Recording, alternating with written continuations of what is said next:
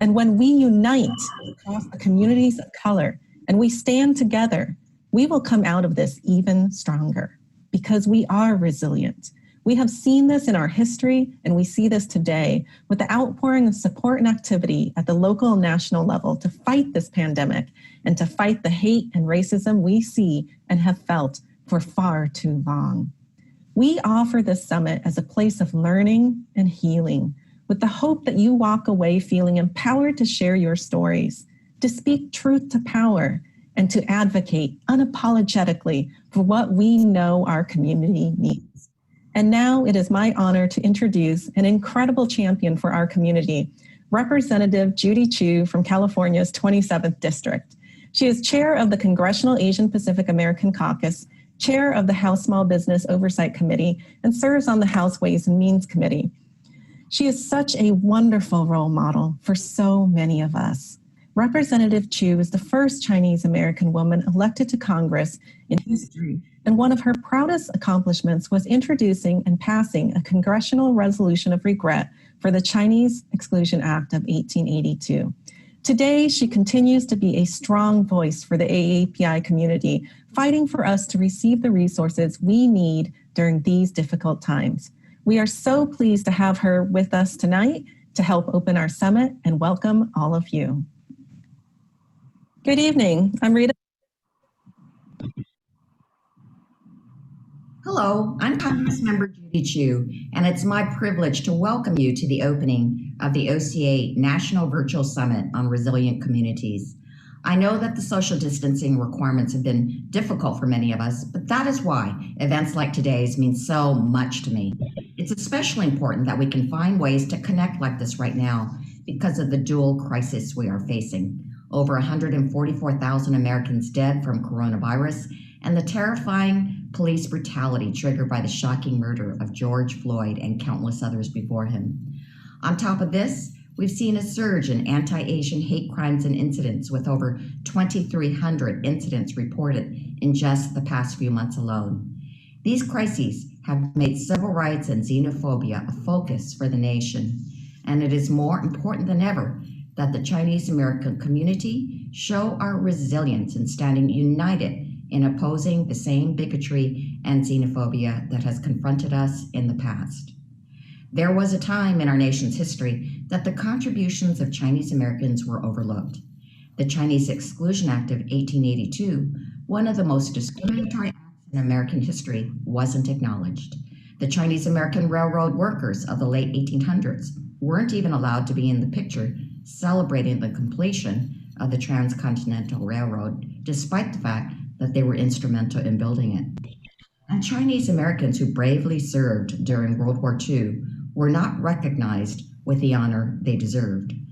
But organizations like OCA have turned this situation around. For nearly 5 decades now, OCA has worked to advance the social, political, and economic well-being of Chinese Americans and the broader AAPI community. You've brought discriminatory acts to the light of day and fought to address critical issues for the AAPI community, from immigration and education to military hazing and anti-Asian coronavirus discrimination. And let me say, with rising anti-China sentiment and discrimination against Asian Americans on the rise, your civic engagement and advocacy work is more important now than ever. We have an important election coming up in November that will shape the future of our country. But not only that, there is the 2020 census, which will determine how over $1 trillion in federal funding is allocated and how congressional seats are apportioned for the next decade.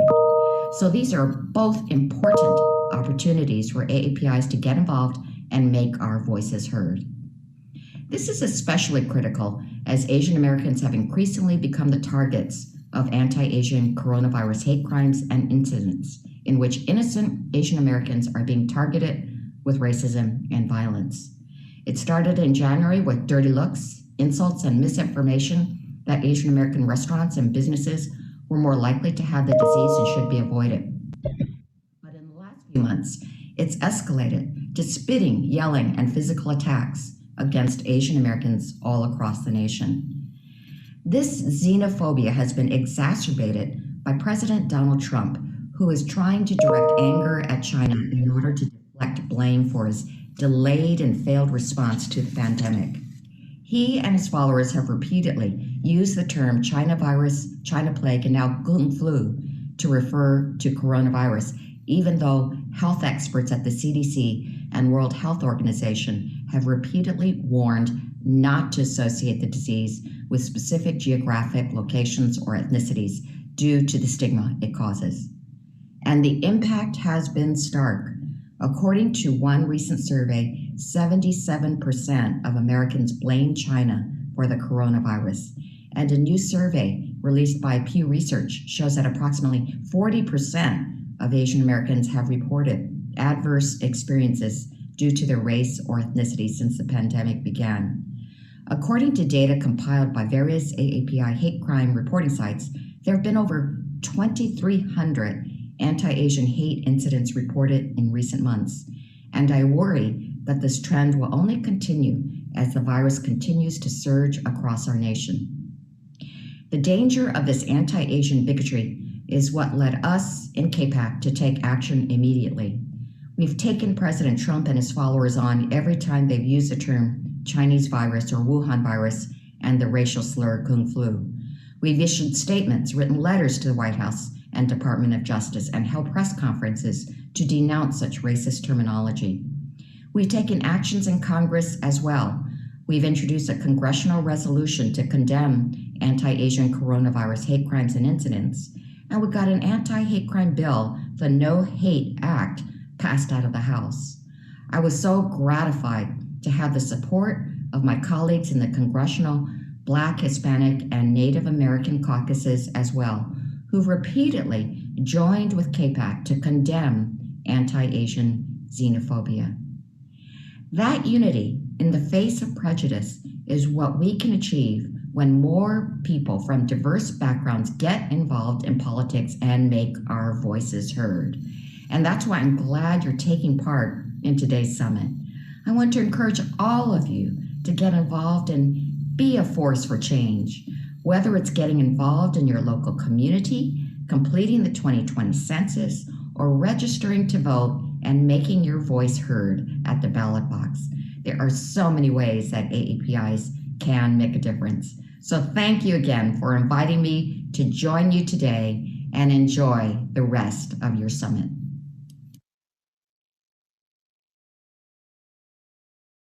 This pandemic came out of China. It did come from China. We're seeing a disturbing rise in hate-filled attacks. Every disease has ever came from China. There has been an uptick in hate crimes against the Asian community. A woman wearing a face mask was attacked in a New York subway station by a man claiming she was sick. Why do you keep calling this the Chinese virus? There are reports of dozens of incidents of bias against Chinese Americans in this country. Why do you keep using this? A lot of people say it's racist. The racism has also surfaced in classrooms. This was the first time that I've ever felt I was being treated differently for being Asian. The Chinese Exclusion Act. Come from China. If you're from China, I need to know. Move! Internment camps ordered by President Roosevelt. Probation for killing a Chinese man. People go out of their way to antagonize people that look different than them.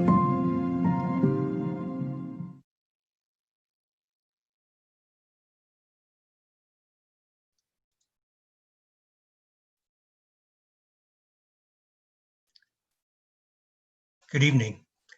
I'm Roland Wong, OCA, Vice President for Public Affairs. We have 3 panels tonight. First, perpetual foreigners, strangers in our own land. Second, clear and present dangers to democracy at 7:45 Eastern Time or 4:45 Pacific. Then we have pathways to racial justice and inclusion at 8:20 Eastern, 5:20 Pacific. And then we'll have Q&A at 9:10 Eastern or 6:10 Pacific. So welcome to our first panel, Perpetual Foreigners, Strangers in Our Own Land. After 170 years since first immigrating to America, we still get asked, what country are you from? Why are we considered perpetual foreigners? During the COVID pandemic we're in, What spurs phrases like China virus and Kung flu?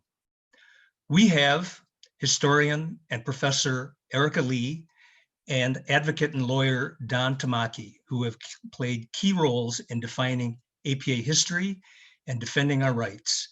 And now we have a discussion about what we need to do to stop repeating history.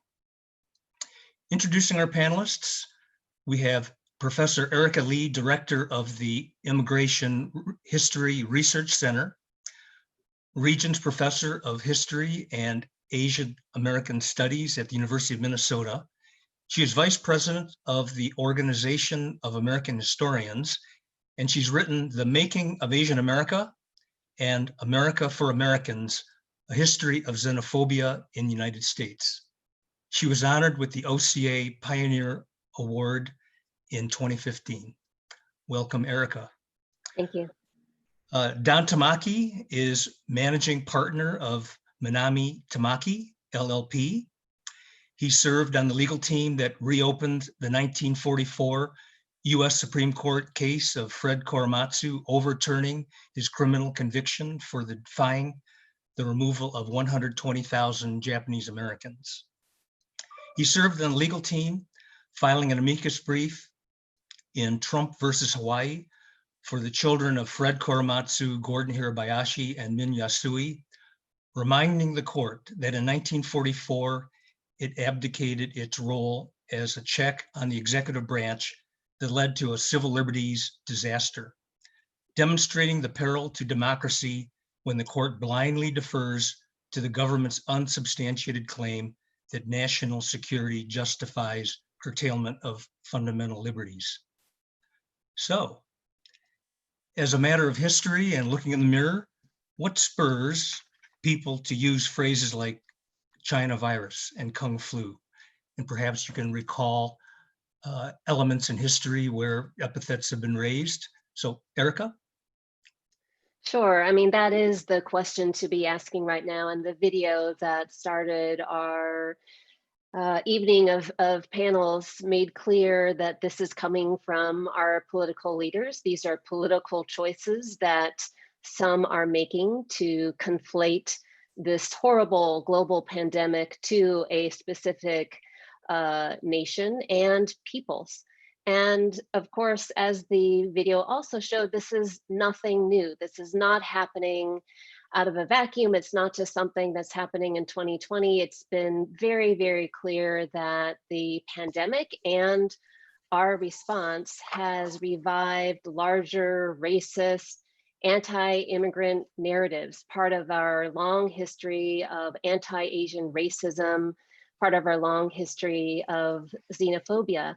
It's also a reflection of how anti-Asian racism is just one of the ways in which we're seeing how the pandemic is disproportionately impacting poor African-American, Latinx, and indigenous communities, groups that were already vulnerable to economic inequality, health disparities, and social exclusion. So this is something that's part of our long history, and it's also, we must see it as part of a larger pattern of systemic racism in the United States. Don, I want to get you into the conversation. What are your thoughts? And you're on mute.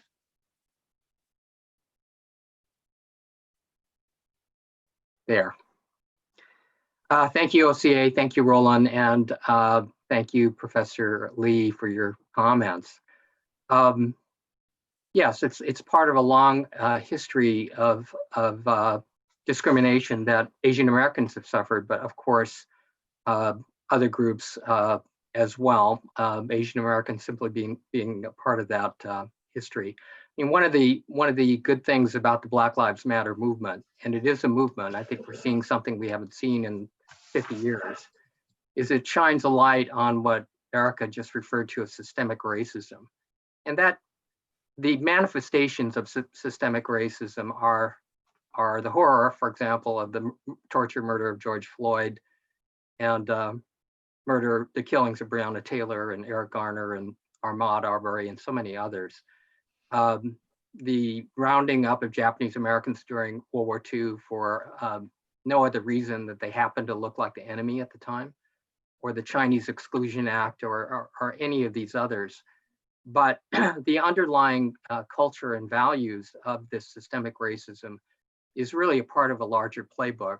Professor Lee mentioned political leaders taking advantage of this and using it. And that playbook, so to speak, has been used by tyrants and supremacists since time immemorial.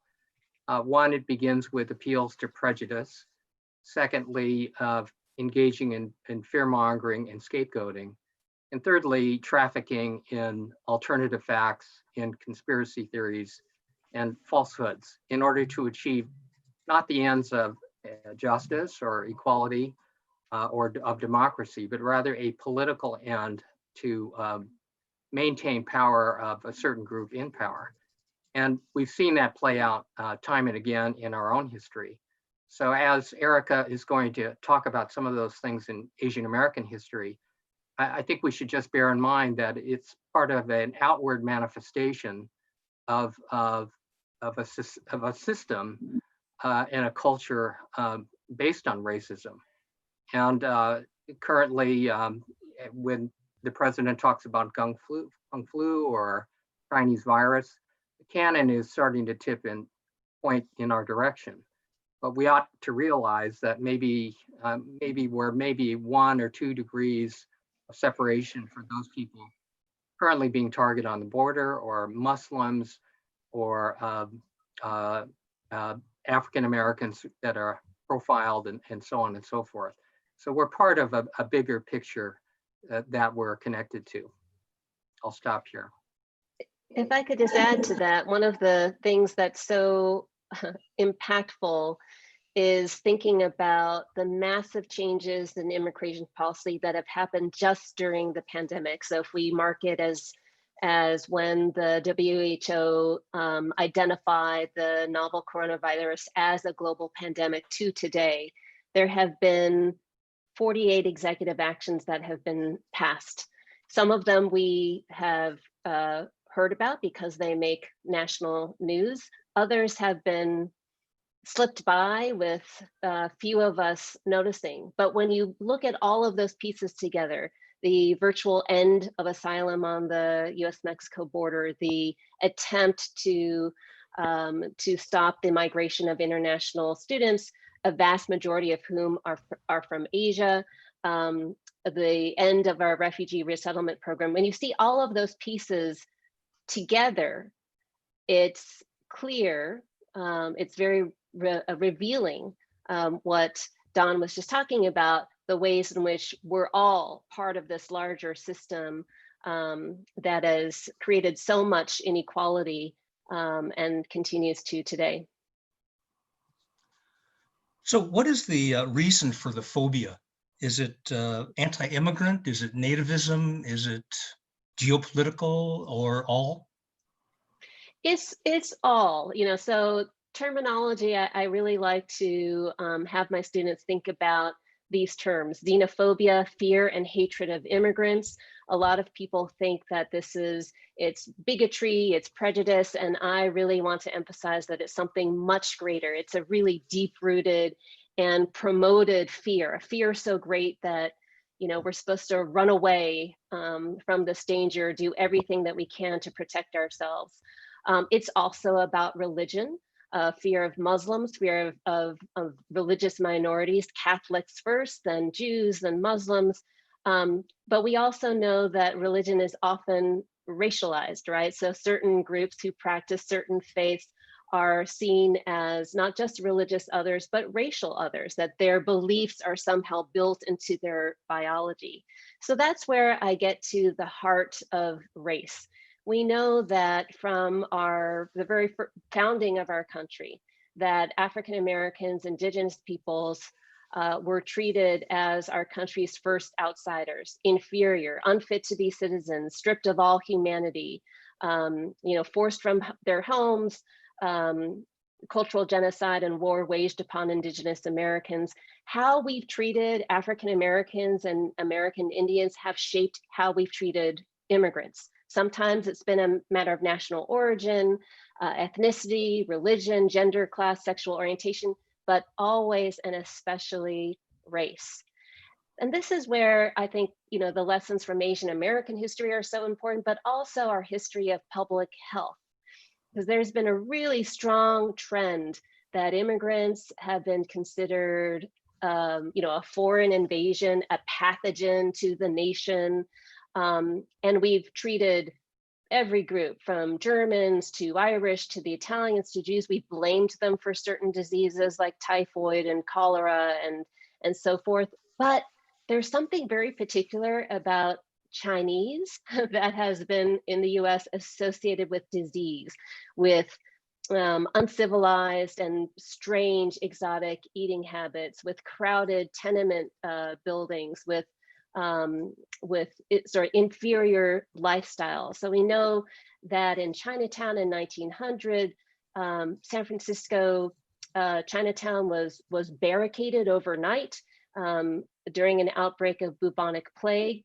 These ideas about Chinese and other Asian immigrants being particularly diseased led to those very unfair medical examinations that my grandfather had to endure on Angel Island, to other public health policies that were justified in the name of protecting the nation from a foreign threat, very similar to the rhetoric that our president is using today, and also conflated today with, Roland, what you mentioned, geopolitics. We have to understand that Chinese virus, Kung flu, is happening not only during an unprecedented rise in racist xenophobia, but also obviously these enormous tensions between the US and China, where each country is going after each other online, economically, with all of these retaliatory actions, including most recently the closure of the Chinese embassy in Houston and the US embassy in Chengdu. This is all playing into the hands of a master politician who has really effectively used the scapegoating of immigrants as his campaign pledge, and the engine that has promoted him to the White House. Don, your thoughts on the phobia against immigrants? With geopolitics, one stark example is what happened to Japanese Americans during World War II. At the time when Japan attacked Pearl Harbor, there were approximately 120,000 Americans of Japanese ancestry living on the West Coast. 2/3 of them were born in the United States, for example, like my parents, who had never been to Japan, by the way. And when Japan attacked Pearl Harbor, again, a geopolitical event, within a day or two, the FBI had swept into Japanese American communities up and down the West Coast, arresting their leaders. By February 19th of 1942, the president issued an executive order 9066, putting the entire West Coast under the jurisdiction of a military commander by the name of John L. DeWitt. And DeWitt began to issuing orders governing a civilian population, namely Japanese Americans, imposing a curfew. They couldn't go out after 8 p.m. at night and had to stay within their homes until 6 in the morning. Literally within weeks following that, Japanese Americans were ordered out of their homes at gunpoint into temporary military detention camps. On the West Coast, they were converted horse racing tracks until 10 more permanent American-style concentration camps could be constructed from California to Arkansas. My father, for example, was just about to graduate from UC Berkeley. And of course, he was moved into Tanforan racetrack surrounded by barbed wire and machine gun towers. And the Berkeley dutifully scrolled up his diploma in a mailing tube addressed to Barrack 80, Apartment 5, which, by the way, was a horse stall. So that was their existence at the time.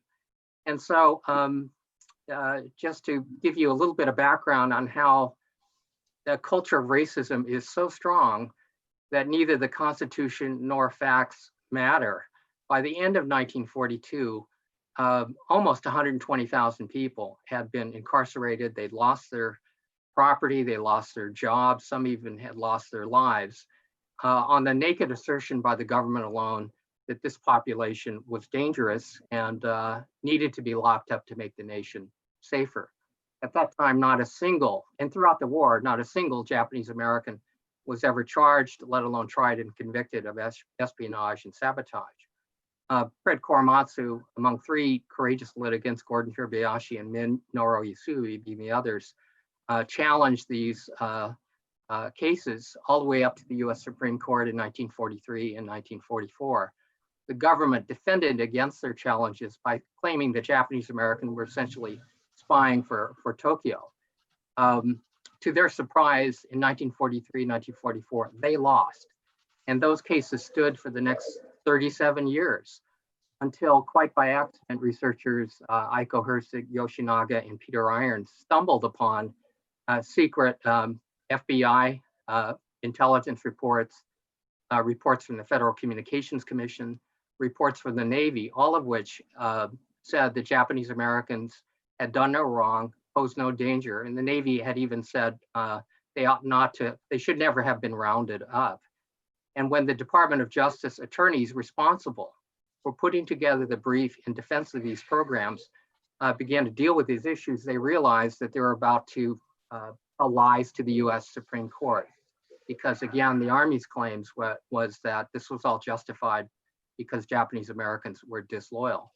And so what we found 37 years later is these memos written by Justice Department whistleblowers going back and forth to each other, wrestling with this ethical dilemma that one side saying, we can't be telling lies to the Supreme Court. We have a duty to tell the court the truth, that the whole rounding up process should not have happened. Quoting reports from J. Edgar Hoover of the FBI that every claim of signaling from shore is false. Justice Department memos that characterize these charges against Japanese Americans as, quote, intentional falsehoods. FCC reports that said General DeWitt's men are picking up signals emanating from Tokyo and calling them shore-to-ship transmissions. And so high officials within the Justice Department urged the Solicitor General not to lie to the Supreme Court and to basically tell the truth. And those protests were ignored. And in the end, the Solicitor General of the United States stood by every word that the Army said, knowing them to be false at the time. And the lesson here is basically when the culture of racism is so strong, even facts simply do not matter. And I refer to the playbook of appeals to prejudice, engaging in fear-mongering, and finally engaging in conspiracy theories and false information.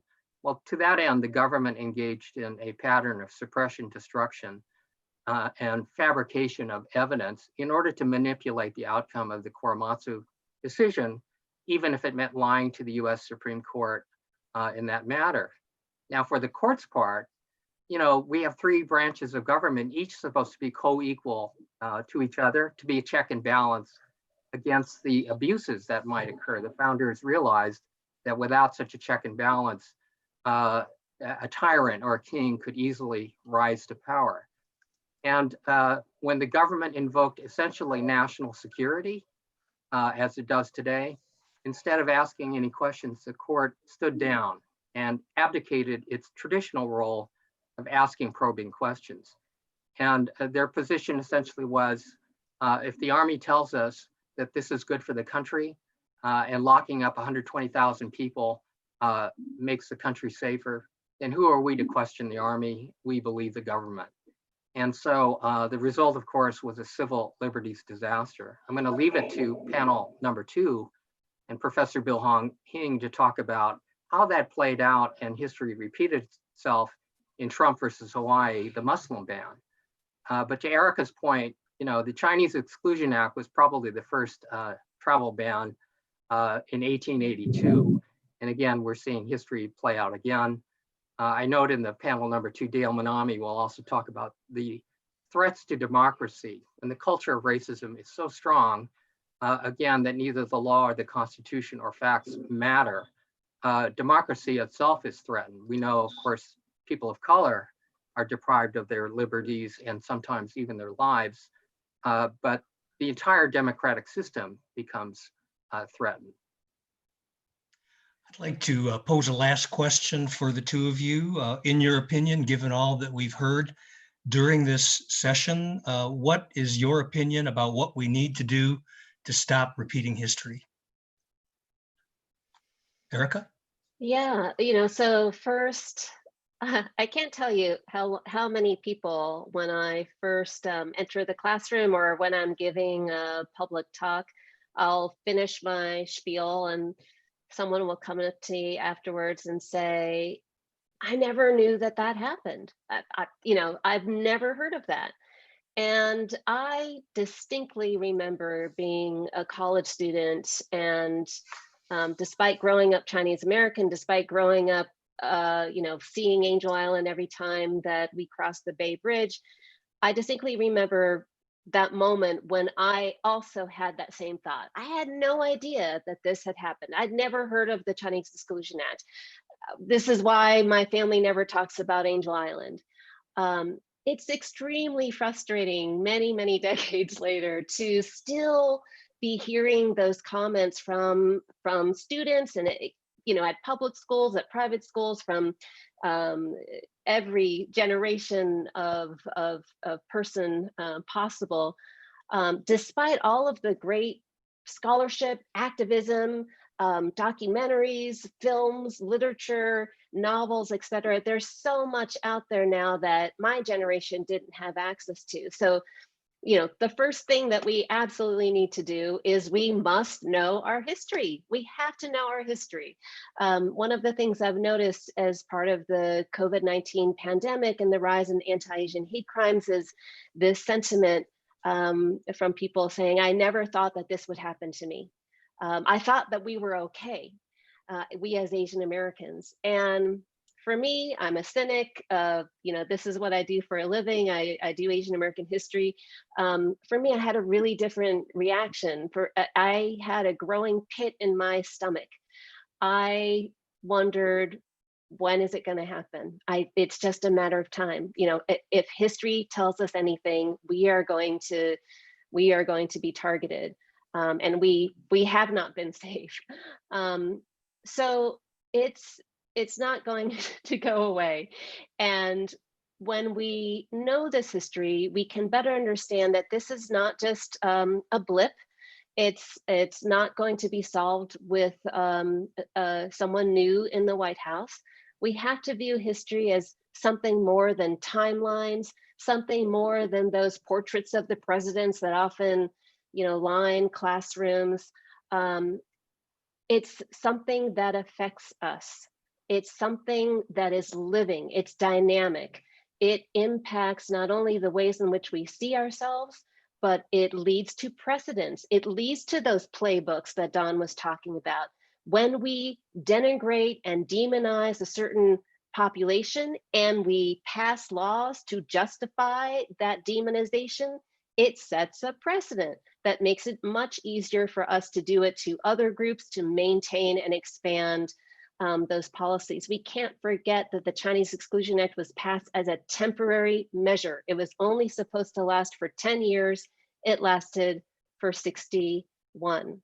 The other lesson about history is to not only think back upon what has been done to us, but also to elevate and celebrate what we have done, how we have challenged, even though the heroes and heroines have often not made it into history books, Asian Americans have been leading in some of the most important civil rights actions and struggles for equality since the very beginning of our arrival in the United States. And when we know that history, we can better use our time and space on in this world to continue that legacy as well, to challenge those injustices, to draw upon our own history, to make sure that we don't repeat it, or if it is repeated, that we are there at the forefront, challenging and fighting against that. Thank you. Yeah, we can all remember Yik Wo and Wong Kim Ark going through law school. So thank you. Don, you get the last word. Well, I couldn't agree with what to do about stop repeating history anymore. And I think panel 2 is going to be talking in greater detail about how Asian Americans ought and should be in allyship with the Black Lives Matter movement and other movements of people of color. First, as Erica pointed out, we need to understand our history. And the term now that the jargon is used is intersectionality, how our history is very similar and intersects with the history of other people of color within the United States.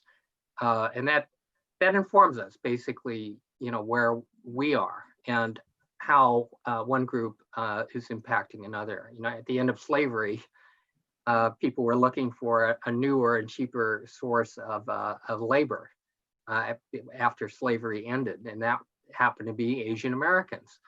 I would not be a lawyer, I think, but for the civil rights movement. And maybe most Asian Americans now in this country have immigrated post-1965 as a result of immigration reform, which was an end product of the civil rights movement, the Black civil rights movement.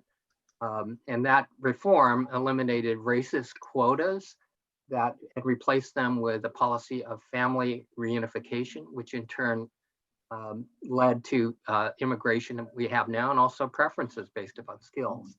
So a lot of our roots of our own community are connected very much so with the struggles for justice and equality by the other groups.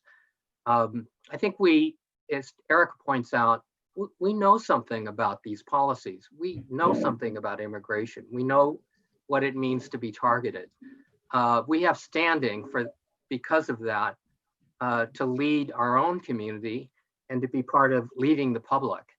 And I think our message is, we have skin in this game. We know what it's like, but we first need to open our eyes about what's going on today, what's going on around us.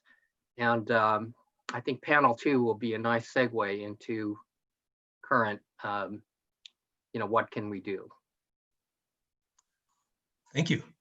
It'd be good to have strengthened ties between academia and the research and the advocacy. I think that's something we could look forward to.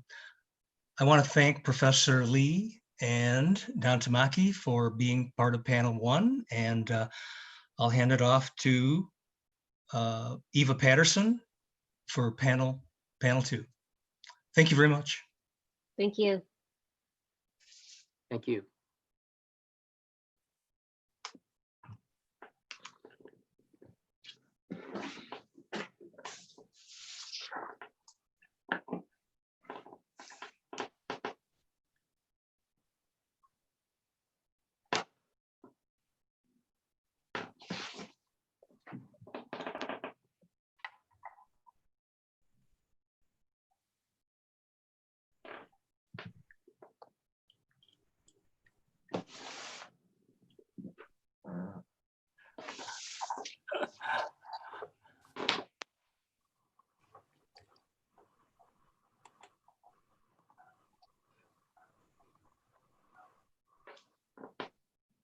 Hey, Bill, how you doing? I'm okay. Hi, guys. Hi. Hi, Eva. Hello. I'm trying not to be nervous. Well, you can start us off because we're on the air. This is happening right now? Yes, we're early. Hi, everyone out there. I'm clearly not ready for prime time. How are you all doing? That's like a news blooper shoot. You're among friends, Eva. Yes. I'm so glad to be part of this. My dear friends Bill Hing and Dale Manami are part of this. And I must say I've been a little bit nervous about this. I don't know if the API mothers and fathers tell you to always be a credit to your race, but that's certainly what we're told as African Americans, and you never want to embarrass the race. And so I really want to make sure that this exchange, this conversation is a good one. And so we've talked quite a bit among the three of us about how to do this. And what I wanted to start with is this. There are going to be a lot of things we're going to talk about, but the foundation of this is the friendship, the respect, the love, the allyship that the three of us have. We have been in the trenches together with each other for decades. I think, Dale, you were in court before Judge Patel in the Korematsu case, the same time we were there before the firefighters case. And then Bill, I know about from his fabulous work with the immigrant rights community. And most recently, he was at a panel that we had about having racism being one of the grounds for impeaching President Trump. So we've just done a lot. Bill and I are even in a band together, and we kind of have this little show we take on the road of singing Marvin Gaye's What's Going On. So this is a tight relationship. And so to me, that's what we'd like the foundation of this discussion to be, I hate this term to model, to use model as a verb, but really to model how the Black community and the API community can come together on matters of principle, common beliefs, and also affection and love. I think that's what we really want to do. So we want to talk about some kind of light topics today, such as the fact that our democracy is in peril, the fact that white supremacy is alive and well. We saw a lot of attacks on Asian Pacific Island folks when this flu was called the China flu. We saw people being attacked, which from my perspective was just horrible. As what we're calling COVID-16-19, in reference to when the first enslaved Africans arrived at Jamestown, as that has unfurled, we've seen the devastating impact that it's had on Black and brown people. So it's an important time. We've also seen stormtroopers in our nation's cities, arresting people, scooping them up, putting them into unmarked cars. And we know what that's about in terms of the Asian American history in this country. State power run amok, and we're seeing it again. So we want to talk about these things. We want to give you some facts. We want to give you some perspective. And then at the end, we'd like to have a call to action. What can we do? We can't just curse the darkness. We are people who are empowered to do something about this. So we want to share facts and perspectives with you. After Dale and Bill make their preliminary presentation, we're just going to have a conversation. We had a wonderful conversation yesterday, and we hope we can replicate that today. And then we certainly would like your involvement. So I turn it over to Dale Manami, who's a person I completely revere and adore, and is just really good people. Dale. Thanks so much, Eva. I think we're going to show some videos, are we, too? I believe so.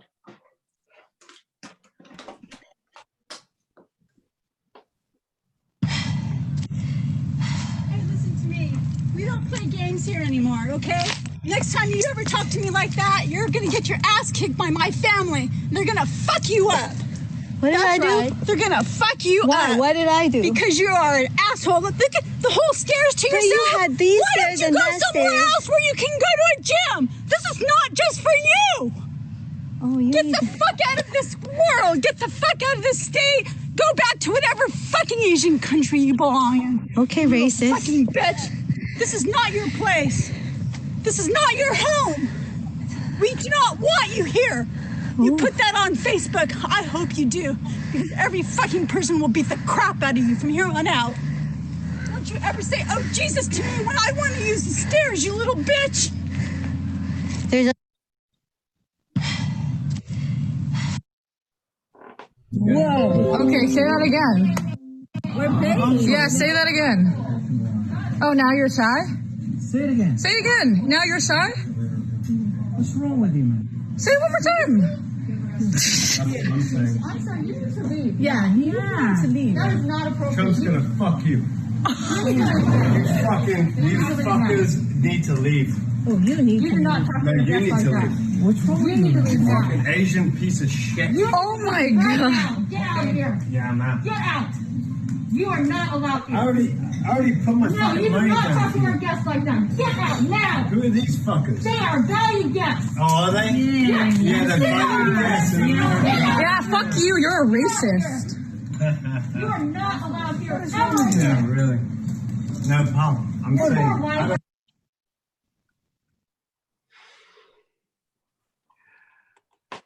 Thank you. And thank you to OCA for organizing this important panel. I'm happy to be here with two of my really good friends, Bill Hing and Eva Patterson. What you saw was just two examples. It's the tip of the iceberg of what's been happening in this country. 2,000 acts of anti-Asian harassment or violence since COVID-19. There's been 900, almost 900 in California alone. And what you also saw, and I'll talk about this later, is an example of allyship. The waiter who courageously stood up and stuck up for the Asian American family. They were just having a birthday party. And as Asian Pacific Americans, we have seen this before. We've seen the violence in the 1800s.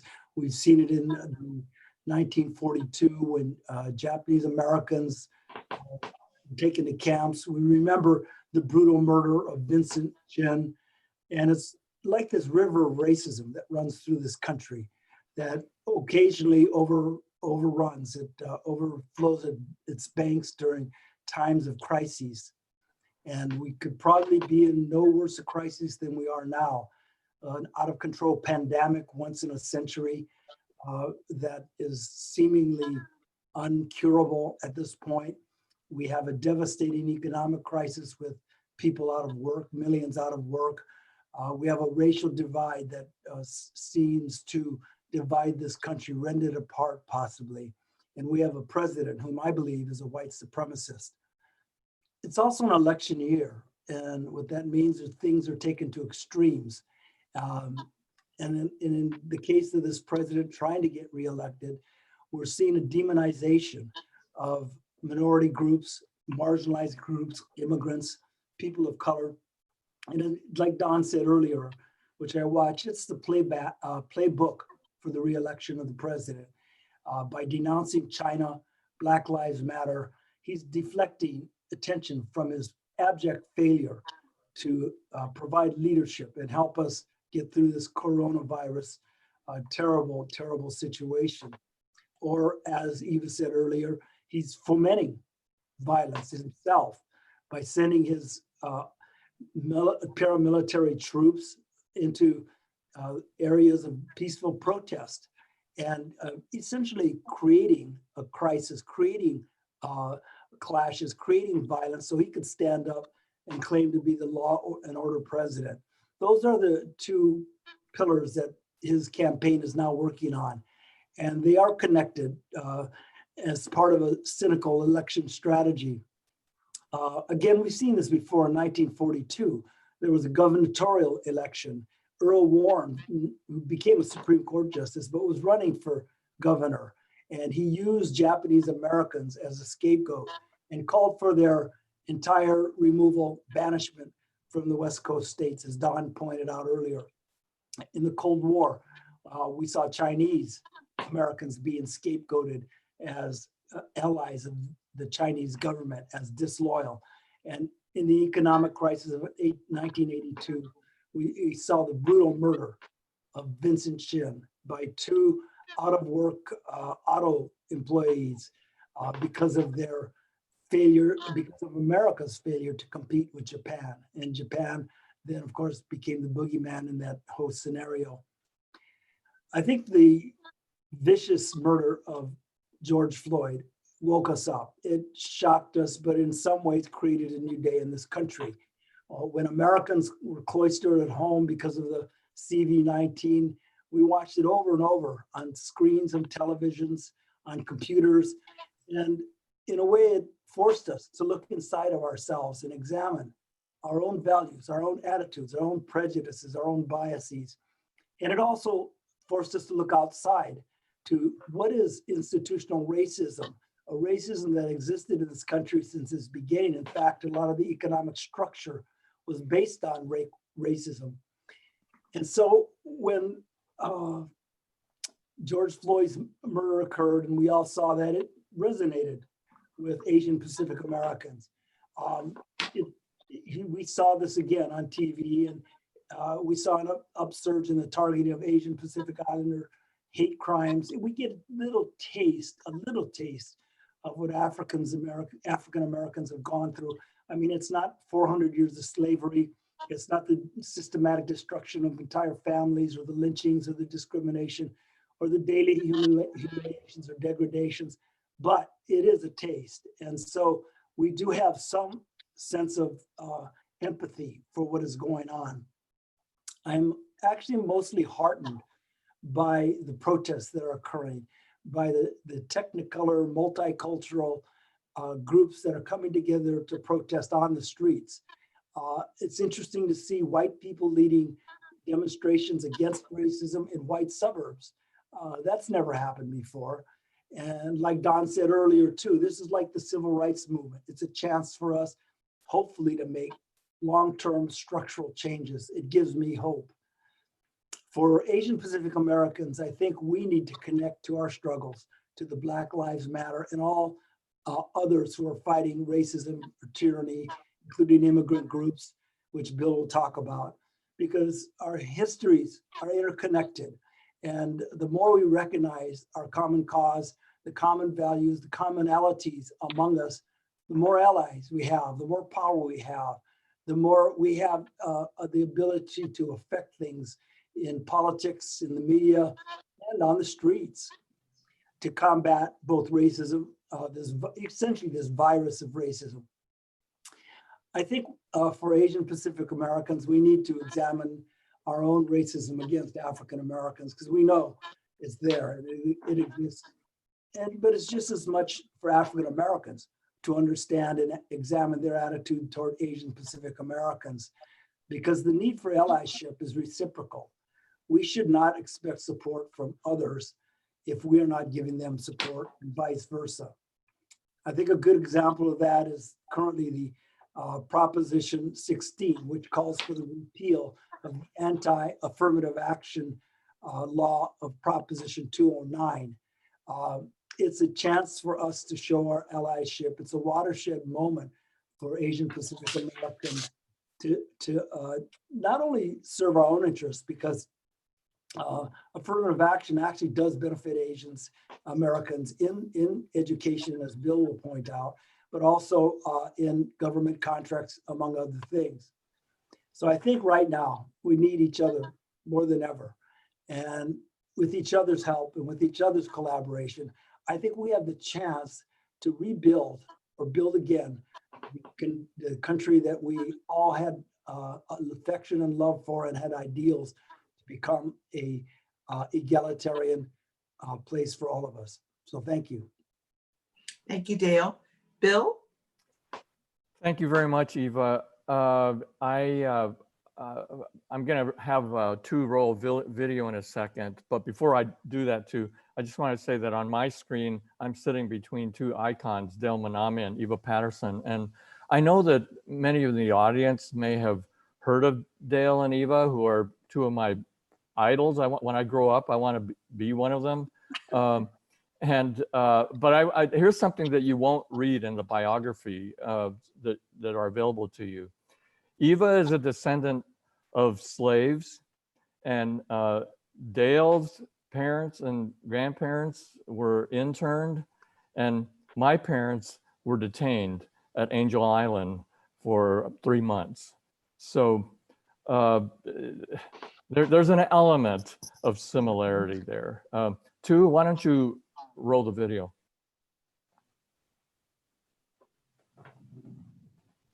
We think we know where it came from. President Trump, he announced that he'll suspend immigration over the coronavirus. The Chinese Exclusion Act comes from China.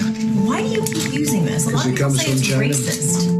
Internment camps ordered by President Roosevelt. They're bringing drugs. They're bringing crime. They're rapists. We don't want them in our country.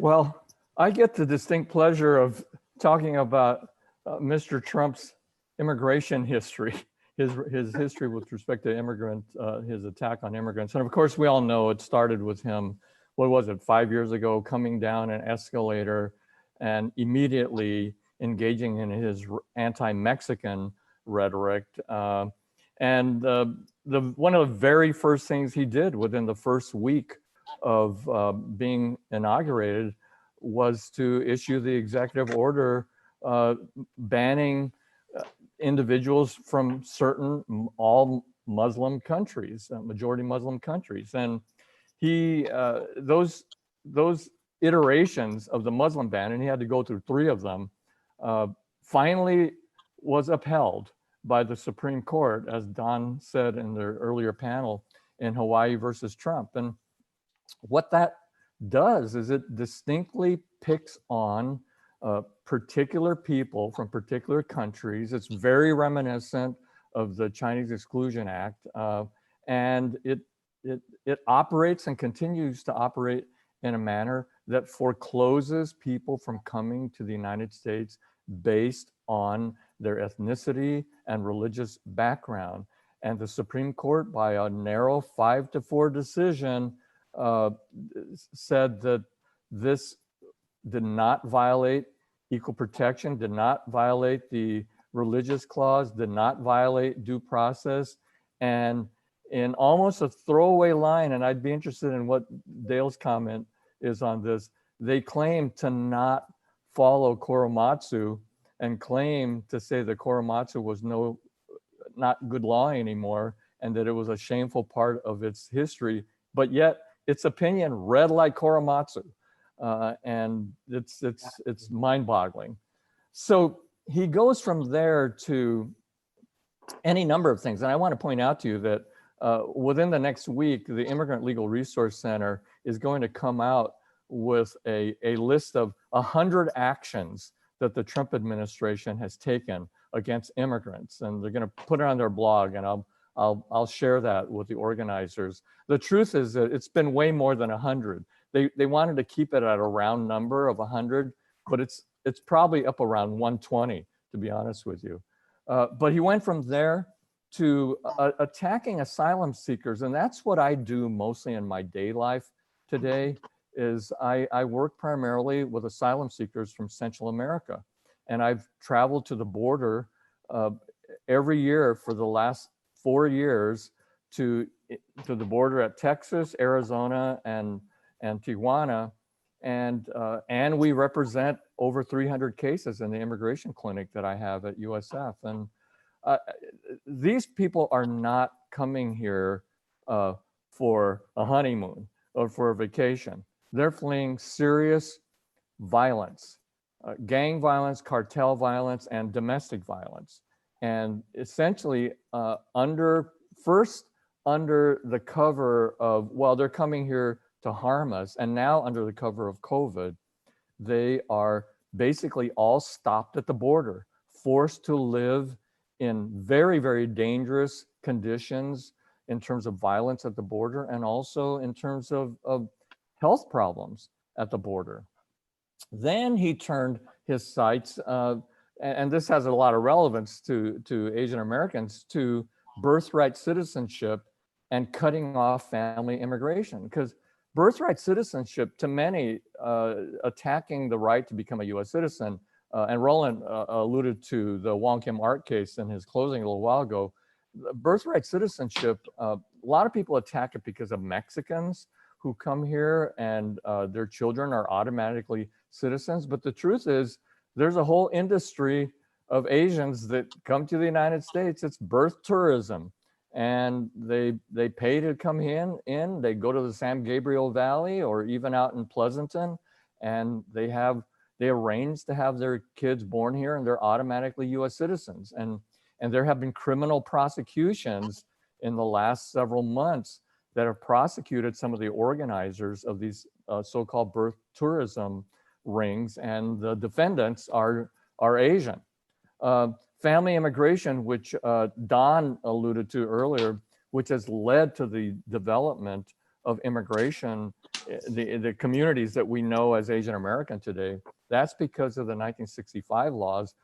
But Mr. Trump wants to eliminate pretty much every family immigration category, including the category of being able to petition for your parents. Can you imagine that? And Eva alluded to how democracy, we're in trouble. Our democracy is in trouble. This began from our perspective as an anti-immigrant method of operation by Trump, but I really think it reveals his fascism.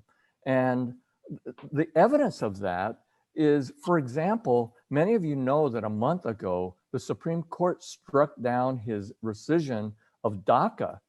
So he's been ordered by the Supreme Court to go back to early 2017 when DACA existed and start accepting new DACA applications. But his administration just announced this week officially, well, we're going to think about it. In fact, we're not going to accept any new DACA applications. This is Marbury versus Madison, folks. He is not following a Supreme Court order. This is Nixon. This is the Nixon tapes. Nixon agreed to turn over his tapes because he respected the government that we have, at least, even though he was a crook. He respected the decision of the Supreme Court. We see evidence now that he doesn't respect the Supreme Court's decision. And then we saw a week ago that he wants states to not be able to count undocumented immigrants in the census. Basically, his version of 3/5 person, that they don't get to count. Those states don't get to count the undocumented immigrants that are in their population, even though the census speaks in terms of persons, not in terms of citizens. I am going to stop there because there's a lot of conversation that we want to engage in between the three of us, and I just want to stop there on that note that we're in trouble, folks. Our democracy is under attack. Thank you. Bill, I read something or heard something just in the last couple of days that said the people who were policing the border, ICE, and I think DHS, these are the same people who are now in Portland, who may go to Chicago.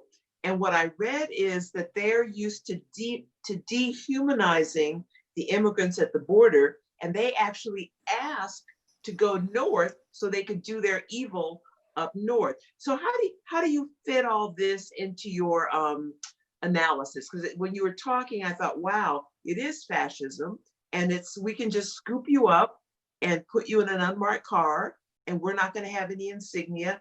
And these are the kind of countries that many people are fleeing in order to come to the beacon of light, the beacon of hope, the beacon of freedom. So how do you see all this? Eva, after September 11th, 2001, the only department, first of all, DHS evolved because of September 11th department, and the only department that continued to get increased funding during the 2000s when the economy took a hit was ICE.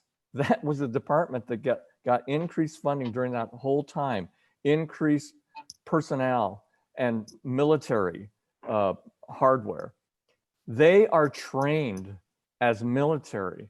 They are not trained in de-escalation. They're not trained in the type of policing, if we're going to have policing, that we want to have. So they're not trained to be police. They're trained to be military.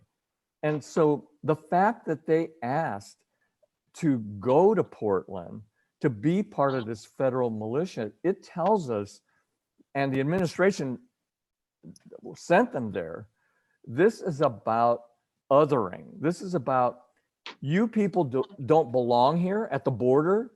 They're saying, you folks don't belong here. We don't want you. And they're basically saying the same thing to peaceful protesters on the street. You don't belong here. We're going to label you anarchist and militants. And I see that in the framework of attacking people who Trump feels do not belong here. I'm telling you, if he had the power, he would deport those peaceful protesters because he wants them out of here. It's interesting because something other Asian American friends of mine have said is that you're often seen as a foreigner. You're seen as other. You're really not Americans. You know, we with Black faces, we're not seen as real Americans either. Does that have any resonance with you, that Asian Americans are often seen as foreign, even though you're not? Well, I'm going to let Dale chime in here too, but I can't. I've lost track of the number of times that I've walked down the street and people have told me to go back to China. Or you speak, how do you speak English so well? Oh no, usually they say, how do you speak English so good? And you say, no, you mean well. But yeah, I agree with Bill. I mean, this notion of perpetual foreigner has started from the initial immigration of Asian Americans to this country, and Bill could speak to that more. But it's not only it's your color and your race that sets you aside, it's the American antipathy, usually non-Asians, who are hostile to not just immigration, but immigrants who come from different countries. So I feel that this has been a continual problem for Asian Americans. I mean, when Vincent Chin was murdered in 1982, thereafter, because they thought he was Japanese, the killers, immediately after that, I started chronicling and recording the number of incidents against Asian Americans murders.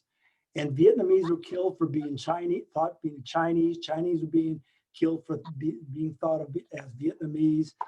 Japanese, for every other reason. They've been confusing the different ethnic groups, but they're all Asian.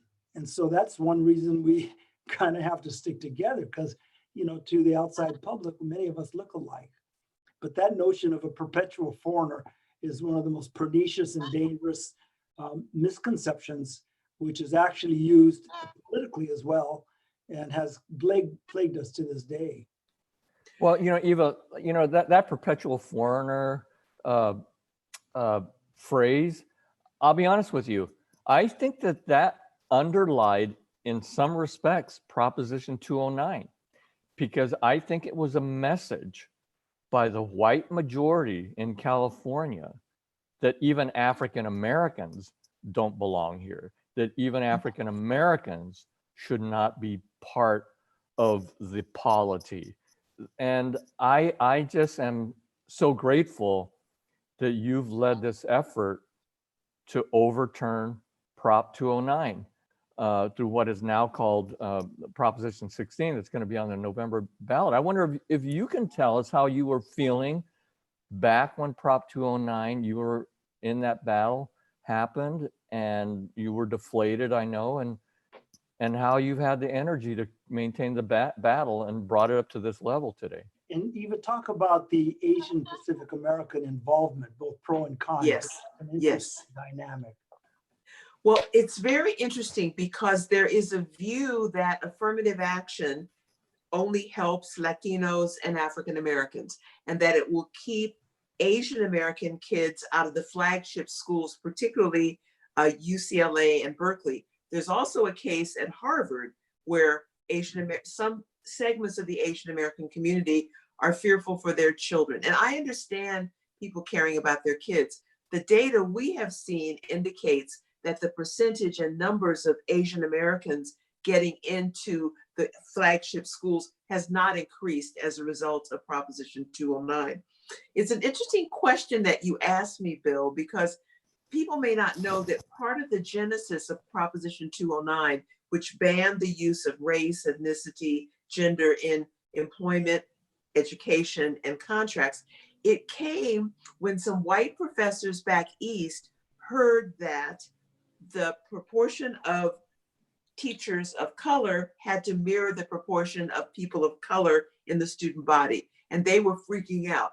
And if you step back from it a little bit, the white power structure, and some of my best friends are white men, so I'm not trashing white men, but the white power structure was very fearful of the increasing numbers of people of color. And so if we were to have parity in employment and contracting and education, then it would push white men out because they disproportionately have the power in this country. I think this has been exacerbated by, and I've heard white racists say this, they're afraid that Latinos are having so many babies and, oh, the country's going to be brown and where's our place in the society? So what it felt like to me was, you Black lady, You got into UC Berkeley Law School on affirmative action. You must be stupid. Ha ha ha. And it's a notion that we had to be kept in our place. Now, you've given me this opening, and I won't dominate the whole rest of the panel. Go for it. But go for it. the AAPI community will be very greatly benefited by the use of race and ethnicity in employment, education, and contracting. Businesses owned by people of color and women have lost $1 billion a year. Let me repeat it, $1 billion a year because of the elimination of affirmative action. We had an ordinance in the city and county of San Francisco. There was a very esteemed Asian American architect, Sylvia Kwan, who said when she'd go before these panels of white men as an architect, they just look at her like, who are you? You know, and she wouldn't get any business at all. So having affirmative action on the basis of gender, race, and ethnicity would help many, many people. So it's really important for us to band together. The AAPI community voted against Proposition 209 by 55%. The entire AAPI caucus, led by your home guy, David Chu, voted to endorse Proposition 16. There have been car rallies, however, by members of the conservative Chinese community who are very concerned about their kids. And once again, I understand that, but we have to look at the big picture, and 209 really has not helped the AAPI community in higher education. So Dale and Bill have been fabulous. I think they've sent out more information about Prop 16 than I have, and they've really shown up. And so as a Black woman, I appreciate that. Here's one thing I want to say about them asking you how you speak English so good. If we can speak the Queen's English, we're called articulate. So never call a Black person articulate, because we don't like that. That just means we know how to talk. So Dale, I wanted to ask you something. That video you showed me was very deeply disturbing, the video you showed at the beginning. And I have seen many videos like that with Black people being treated so badly. And this goes back to one of the ways Dale and I bonded.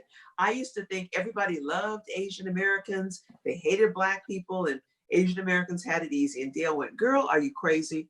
And really educated me to what's going on. But that was very painful, seeing people say, go back to where you came from, you Asian, blah, blah, blah, blah. So this is going on a lot, Dale. Can you speak about it?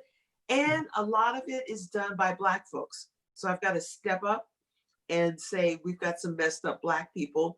I will always speak out against anti-Asian racism, but it's in my community. So Dale, can you talk about the videos and the prevalence of this? And please. Yeah, it was really disturbing to me because Torrance is right near where I grew up and where my brother lives. And there's two other incidents beyond that one. One of them actually occurred against a Japanese American lawyer who's a friend of mine, and he videotaped it. We didn't show it, but he and his kids, 10-year-old and just 2 years old, were pretty much victims of this woman's rants. There were also Japs Go Home painted on restaurants in Torrance, which is, supposed to be a little more affluent place. There were other incident of the man standing up and giving the finger was in Carmel. Thank God for social media, because we're now seeing what happens every day to Black people and other folks like Asian Americans, because we get to now see this with irrefutable proof. And so I'm happy for that. It's really disturbing that this is happening again. And I think it's really been stoked by Donald Trump and his people. The China virus, the Kung flu, his failure to stand up for Asian Americans, his William Barr's failure to prosecute. A lot of DAs, district attorneys, prosecutors, some of them disbanded hate crimes units. Some of them had them, but don't have them now. They don't quite get it and somehow minimize these kind of acts against Asian Pacific Americans, which irritates me or really just ticks me off to no end. I see that Ted Lieu has gotten a bunch of legislators to call on William Barr to do something. I see that politicians like David Chu and others are standing up and speaking out. So, and I see people organizing. So I find that we need to organize, and we need to put political pressure on those institutions. We also need to support each other. And that means that Asian Americans supporting African Americans, for us to get over our prejudices and vice versa. So if this happens on the streets, we have more allies. It's a simple mathematical method that, internally, we just need more allies. But let me just say this, I think internally, we all need to reevaluate our attitudes. And we have to understand a larger context of allyship, that we have to be allies with each other, especially marginalized groups, but not just marginalized group, because a lot of good white Americans are standing with us. And that's really important for us. And then we have to do education for ourselves. We got to understand, what African Americans have gone through. And for Bill to talk about immigration, how the African American Civil Rights Movement, helped pass the 1965 Immigration Act, for which a lot of other Asians were allowed to come in here and become Americans. And finally, the other E is the elections. We have to participate. I used to think that they didn't make any difference at all in my callow youth. I was more ignorant than I am now. But there's a big difference, as we can tell now. So just that those kind of videos have really dramatic impact. And Don Tamaki, my partner, has been getting videos out for these kind of issues so that we can, have an emotional impact. And the social media is a great vehicle for us to create that kind of change, that collaboration, that allyship that we will need going down the line. We have a weekly publication called This Week in White Supremacy. And if you all can send me those videos, we will add them, because it's very shocking. And I'm used to Black people being treated like that, but it's important, not in a good way, but in an educational way, for me to understand Asian Americans are going through the same thing. And who do these people think they are, telling people to go back where they came from? I wish I were violent again. I'd punch them in the face, but then that would be reinforcing stereotypes about Black folks. That's right. Right. Eva, I want to pick up on something that Dale just mentioned, and that's the allyship in the civil rights movement leading to the 65 Act. Well, just a fast forward, in an earlier iteration of Attack on Families, I got to testify before a congressional committee defending family immigration. And you know who stood up the strongest in defense of family immigration was a congressional Black caucus. Great. John Lewis, bless his heart and rest his soul, was one of the most outspoken supporters of family immigration in the immigration laws. I want you to know that. And so, and to fast forward to today, there's a natural allyship between the immigrant rights movement and Black Lives Matter, because Black Lives Matter supported the immigrant rights organizations a year or two ago when immigrant rights were calling for the abolition of ICE because of ICE raids.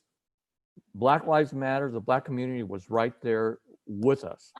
And you know what? We got to be there right now. And there's a movement afoot where the immigrant rights movement is supporting Black Lives Matter in its calls to defund the police. And I know some of even our Democrat friends don't like that term, but I'll tell you, it's a beautiful thing to watch this growing collaboration, because we got to stand up for each other. The same kind of crap is faced by the immigrant community and Blacks in the United States. And there's more of us than them. And if we got that, and flexed our muscles, we'd be so powerful. Yeah. And go ahead, Dale. Sorry. I just heard a couple of anecdotal pieces of information that were surprising to me. One is that the NAACP stood up against hate crimes against Asian Americans. And I just thought that was a great move. And when you harken back to history, in the 1880s, Frederick Douglass, the great African-American leader, was absolutely against the 1882 Exclusion Act against Chinese Americans. He just thought it just was unequal treatment of a person of color. And finally, I just read a Gallup poll today that 93% of African Americans are in favor of the protests that are going on around the cities. But 89% of Asian Americans are as well. That surprised me. And I think it tells you that our community is always evolving, like all our communities, but also tells me that we have some sensibilities now that are converging, and we have the opportunity to use that to gain leverage, gain power, to make this the country that we think it should be.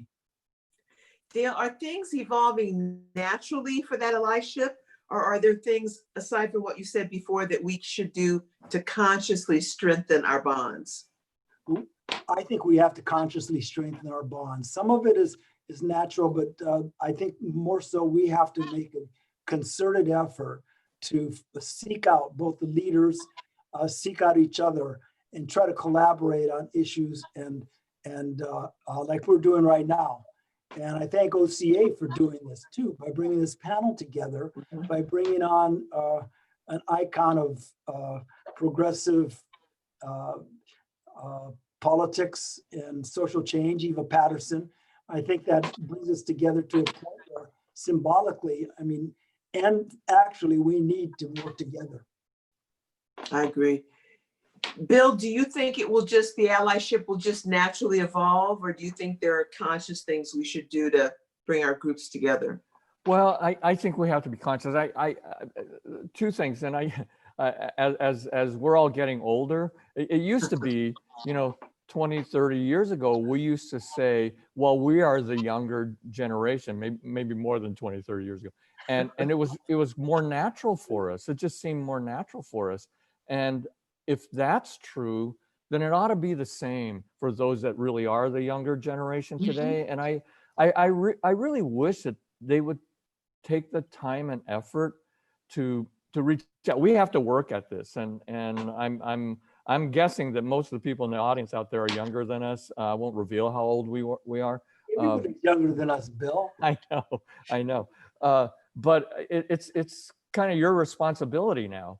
And you've got to take the time to get to know everyone in the community. I have to admit, being in academia, it's academia, there's parts of it, and Dale knows this well. Actually, you do too, Eva, that there's a lot of crap that goes on in academia as well. But actually, there's a lot of allyship among people of color on campus. And with gay and lesbian allies, and so it's that's always been a good thing for me, in spite of the institutional problems in academia, and so I'm spoiled in that respect. One thing that I do want to mention, though, before I forget, Eva, and it's back to Prop 16, that in the Harvard lawsuit, that Harvard lawsuit, for those of you who haven't heard about it, it was filed by primarily middle-class Chinese Americans claiming that they were left out of Harvard because of what Harvard uses as whole person approach to admission. There's an excellent amicus brief, a friend of the court brief, that was filed by over 500 Asian American social science educators. And I think Erica Lee was on that brief. It's just a wonderful read that people should say. And as Eva was saying,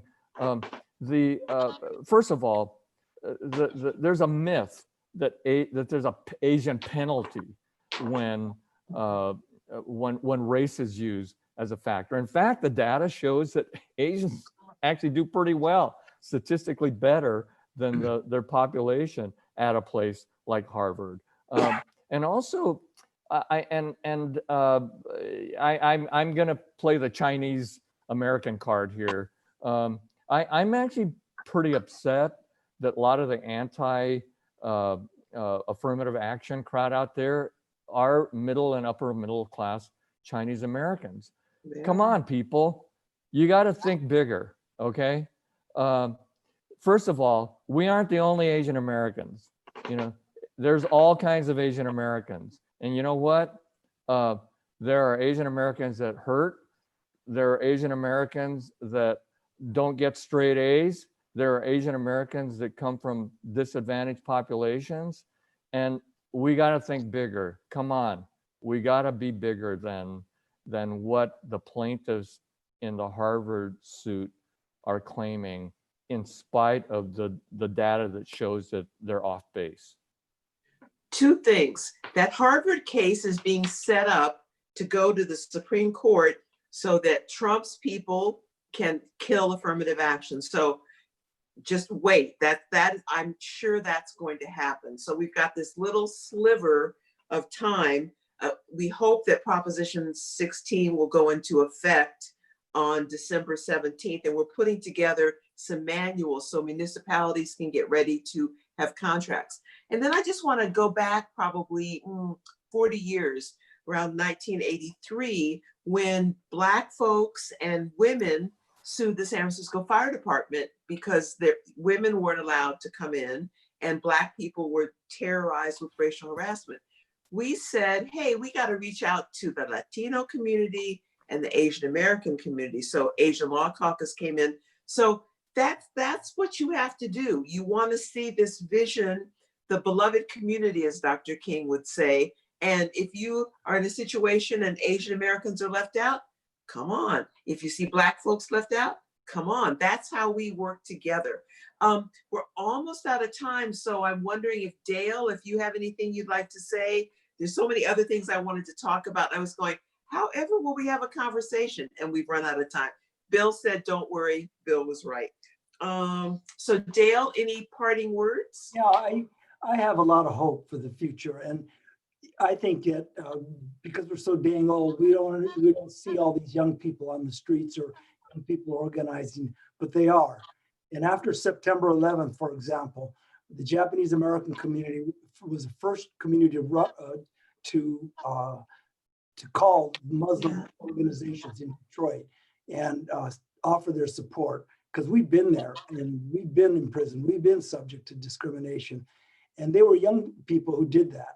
And they're still doing it. They're reaching out to Muslim groups. And to your point, Eva, that's allyship. We have to make a concerted effort for us to bring them together and bring us together. And there are young people doing that. And that's my big hope, that these folks that have a lot more energy than Bill and I do, and have a lot more willingness to hook up with other groups, will bring us to that convergence point where we do have that kind of leverage and common purpose.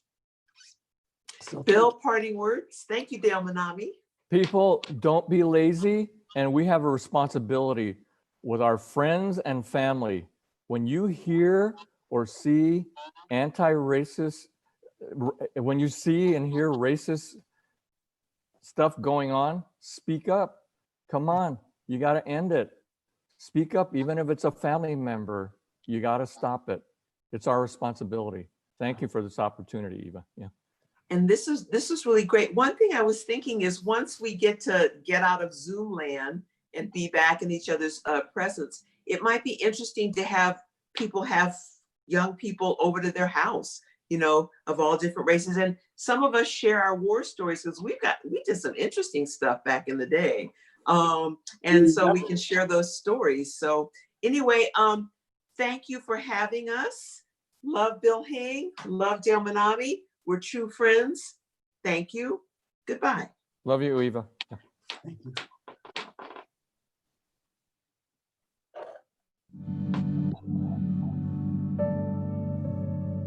We cannot walk alone. We must make the pledge that we shall always march ahead.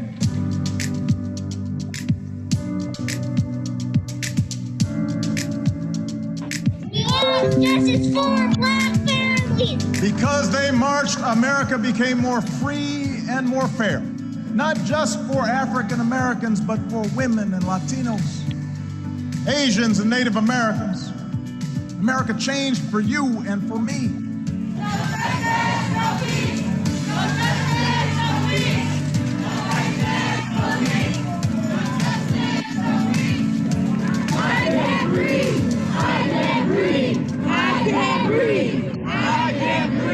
No, we are satisfied, and we will not be satisfied until justice rolls down like waters and righteousness like a mighty stream.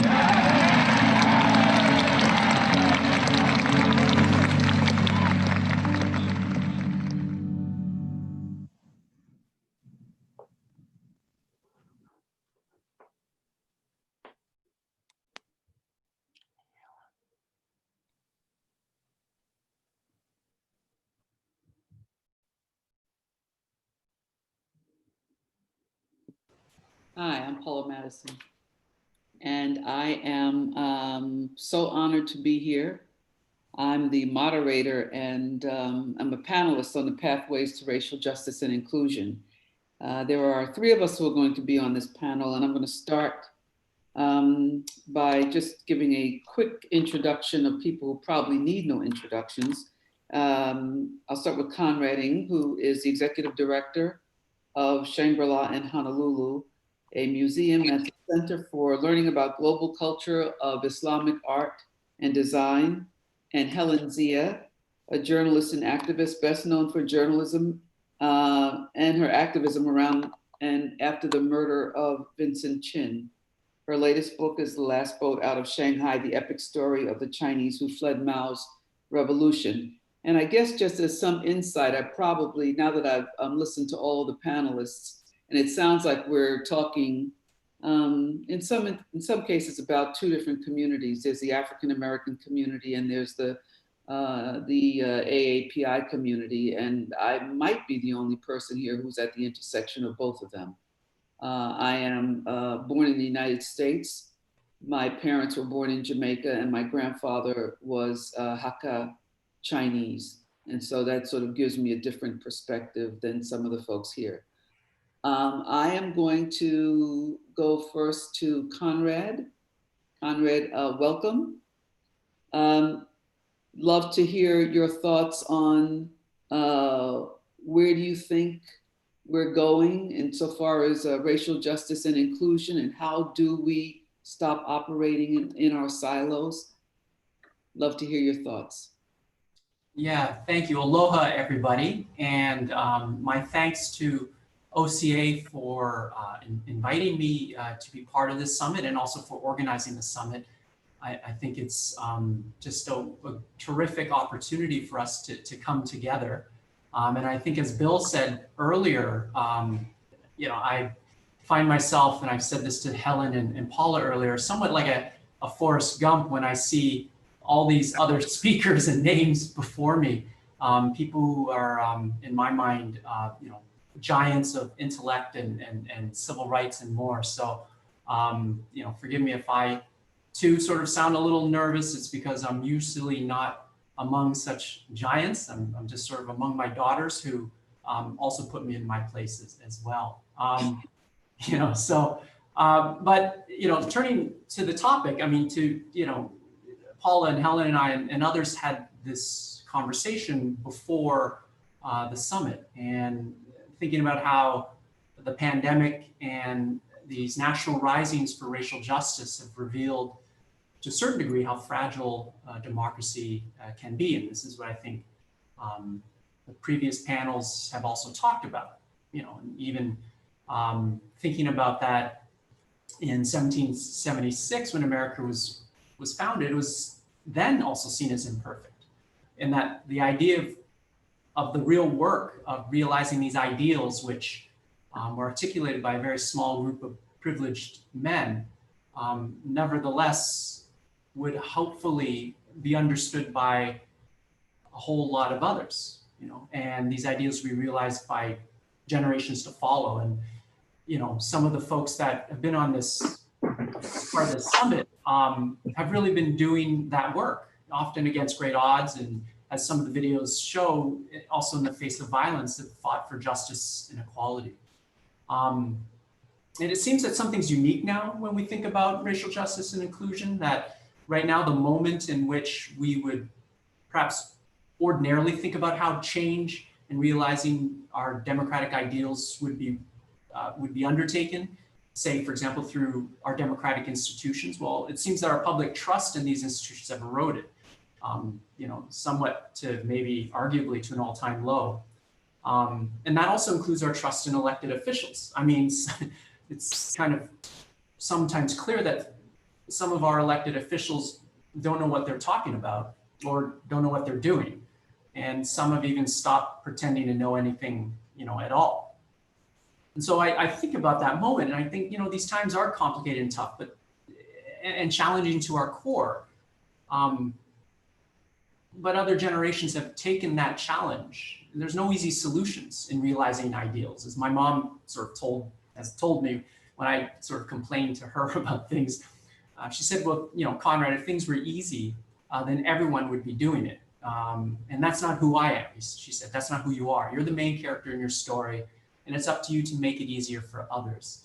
And so in this absence of leadership at this moment, and sort of the absence of having the solace and comfort of institutions providing our sense of enfranchisement and justice, I see that urgency. That racial inclusion, you know, that racial justice and inclusion starts with things like this summit, that people across the country have chosen to recognize their agency, to participate in this, to watch and maybe heal. In other words, we are living in a time with unprecedented opportunities and tools. In no other time can our voices be heard. Right?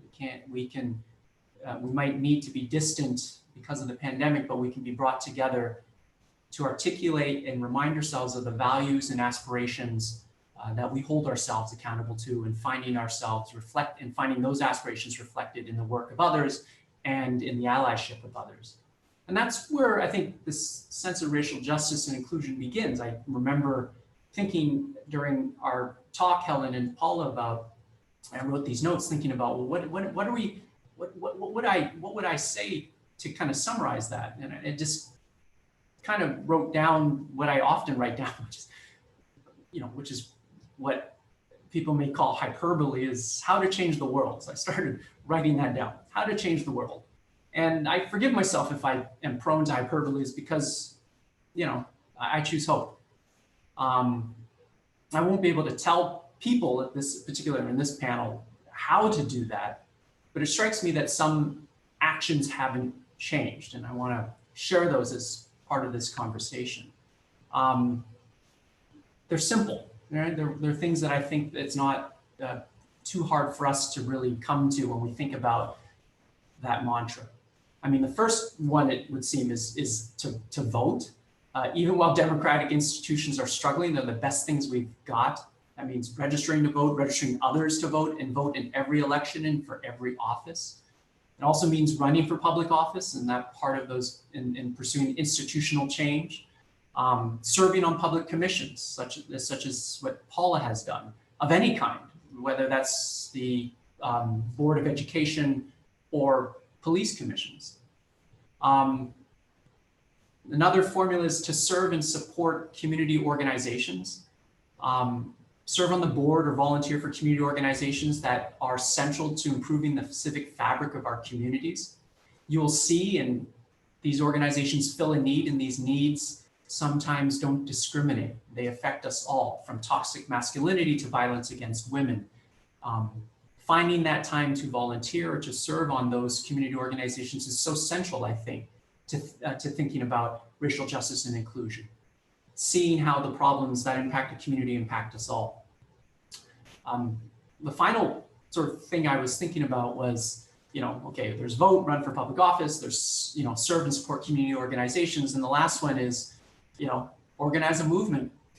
It gets right back down to that, lobby private businesses, look at their policies and procedures, organize a march, organize a peaceful protest, organize a Wikipedia edit-a-thon so you can change and record our history on Wikipedia so that it's inclusive of all the events that, if people want to learn more about some of the things that we've talked about in this summit, you'll Google it and you'll probably be led to Wikipedia. Make sure those entries are accurate and reflective of the values, of the stories in which they represent. You can organize social media campaigns. There's a number of ways in which you want to organize movement in order to kind of get to changing the world. You know, one thing on my background here, this is a graphic in which we at the museum, Shangri-La, worked with Muslim Advocates, a civil rights organization based in Washington, D.C. We wanted to do an online exhibition that, with a call to certain communities, Muslim American communities and allies, who essentially would want to, calling for art to be part of an online exhibition of work that would showcase a sense and vision of America free from hate and discrimination. It's a very simple thing, but we've realized that art is the oxygen for our hope. Being able to see and showcase how other people are feeling in a tactile way through senses of their creativity or their performance, that gives us a blueprint and nourishment for ourselves as we undertake, that journey to change the world. So that's what I was thinking about. I'll stop there, but these are just some thoughts that had emerged from our conversation that I thought might be useful for people who are tuning in. So I'll stop there. Great. We'll come back and talk about some of those. Helen? Yes. Good to see you. So, all right, share with us your thoughts on, how do we make this change? Well, first of all, thank you to OCA. Thank you, Paula and Conrad. And I just wanted to say, because the previous panel with Eva and Bill and Dale talked about their knowing each other, I also want to say just how much gratitude I have to Conrad and Paula and how I've come to know you in the past.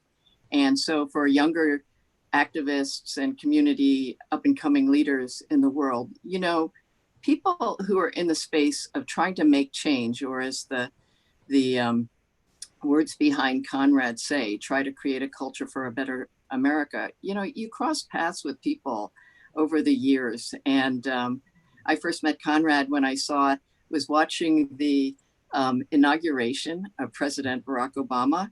And like I think a lot of Asian Americans in this world went, who is that Asian guy on the stage? And then we learned just what brilliant work you do, especially in arts and culture and the Smithsonian and now at Shangri-La. And and then I don't even remember how many decades ago I first met Paula, when we were both in the different journalists of color organizations. And she told me then that she was Chinese as well.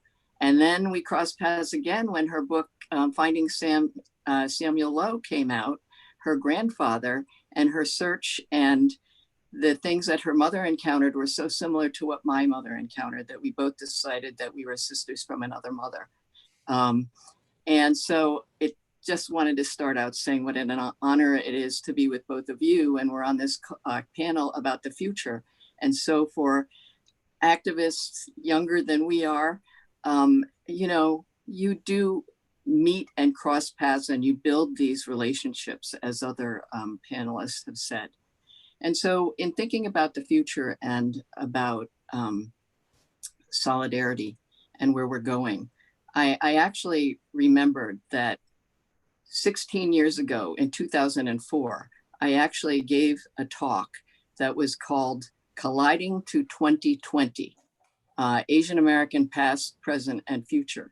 And the main points I talked about there were the trends we were seeing back then, and actually before then, that by 2020, China's economy was going to overtake the US economy. Well, that's already happened. And that the Asian American Pacific Islander communities were going to approach 20 million. Well, we've already passed 20 million before this year. And that the demographics of America were going to be changing significantly. Nobody could really predict when. Back then they were saying around 2040, 2050, that people of color in America would be the majority of the population. Well, about 10 states have already crossed that. And now demographers are saying it'll be at 2040. I actually believe it'll be in the 2030s, much sooner than that. And so, so there were things that we were projecting then, and now we can say that, you know what, all those things have already happened. And what were we saying about that time? That there would be greater tension, that these would lead to collisions between not just the US and China, but the US and people of Asian American descent. And here we are today. The other panelists have already talked about that. And in that time, since 2004, when I was talking about those predictions, which based on the history that other panelists have talked about, that's why we knew this was going to be happening. That in the meantime, we've seen 9/11, the Islamophobia that has targeted especially Muslim and Black and brown people who, quote, look Muslim, including South Asian Americans. And back then, it was said that China was a strategic competitor. Today, that has shifted to strategic enemy. So all of those things we talked about back then, not only were here, but they're still here. And we can project that all of the pressures and tensions and anxieties that were happening then are actually going to be much worse. Back then, I actually talked about there were going to be greater accusations against people who looked, especially who looked Chinese, as being, you know, dangerous to national security. I mean, here we are today with, you know, the embassy in Houston and in Chengdu being closed down. The daily, it's now become a cottage industry among lawyers to defend Asian Americans and especially people of Chinese descent for being possible spies to the People's Republic. And so back then, what did we talk about? How to make change? Well, it really goes back to what Conrad was talking about, culture and change and the arts. Because another thing we learned from history is when African Americans in the early 1900s, the last century, were facing a rising tide of the Reconstructionist lynchings and all of those burnings and terrible things that were going on in the early 20th century, one of the solutions or actions that African-American leaders like W.E.B. Du Bois took in those days was to say, we need a Harlem Renaissance. We need to affect American culture so that American people who are non-Black can see that we are human too.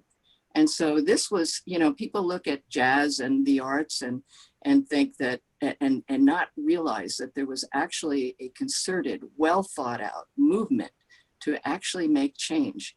And look at where we are today, 100 years later, and the recognition, at least, that Black culture is at the root of much of what is considered American culture.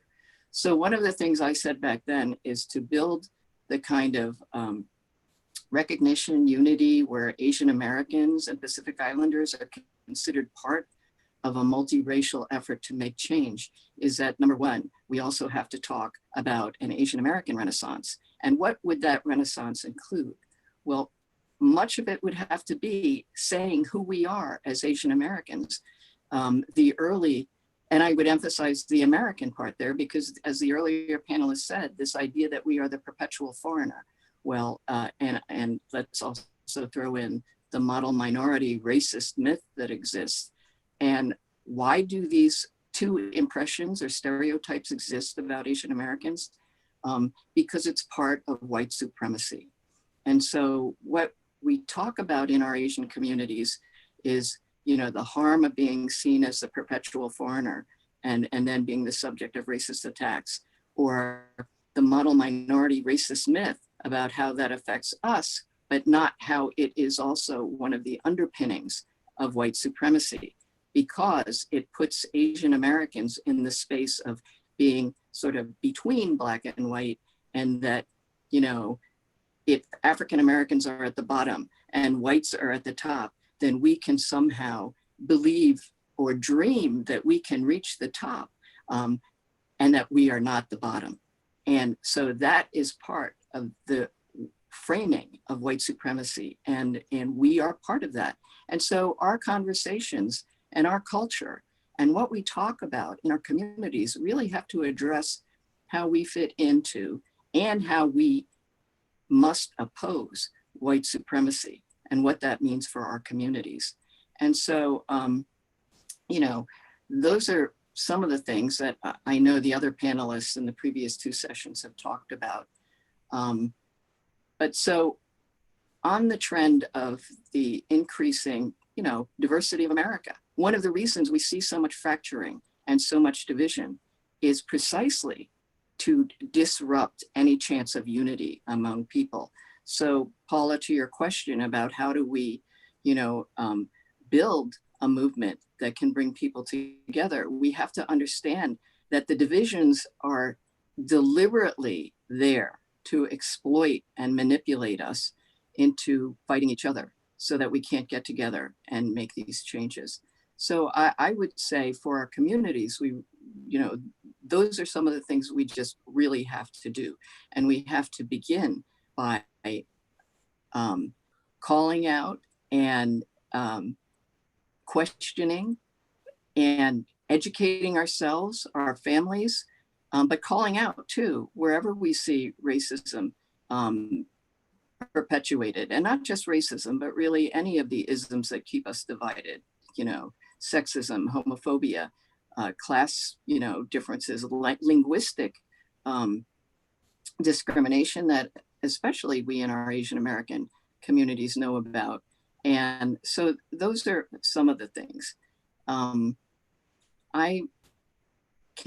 If you don't mind, I'll just say a little bit what I project too, is that, you know, China and Asia are going to grow in strength. This is the cycle of world power. And so that's happening. And what we're seeing now in all of this, you know, crazy, you know, Nero fiddling while destroying this American democracy, this is part of a decline. And so we Asian American people and people of color are being blamed for this. President Obama's pivot to Asia was a recognition of the rise of Asia, but that's happening. That trend is still going on. The demographics are going to continue. The rising, you know, growth in numbers of people of color. So where are we going to be in relation to that? You know, people of color and people of conscience will be in a position to be able to take greater power and create a world that is a better America. And, but if we don't get together, we're not going to be able to make that happen. And we're in the midst of this COVID pandemic. So what does that mean? All of the fracture lines and all the problems that we see that, you know, we've talked about in previous panels, it just makes them worse. The, you know, what we see, and, you know, I don't need to repeat that in terms of the fracture lines and essential workers and the health disparities and deaths and mortality and morbidity within our most vulnerable communities, including API communities.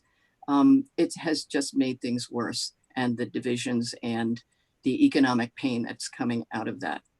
So we can expect many more times and many more ways of trying to divide us too.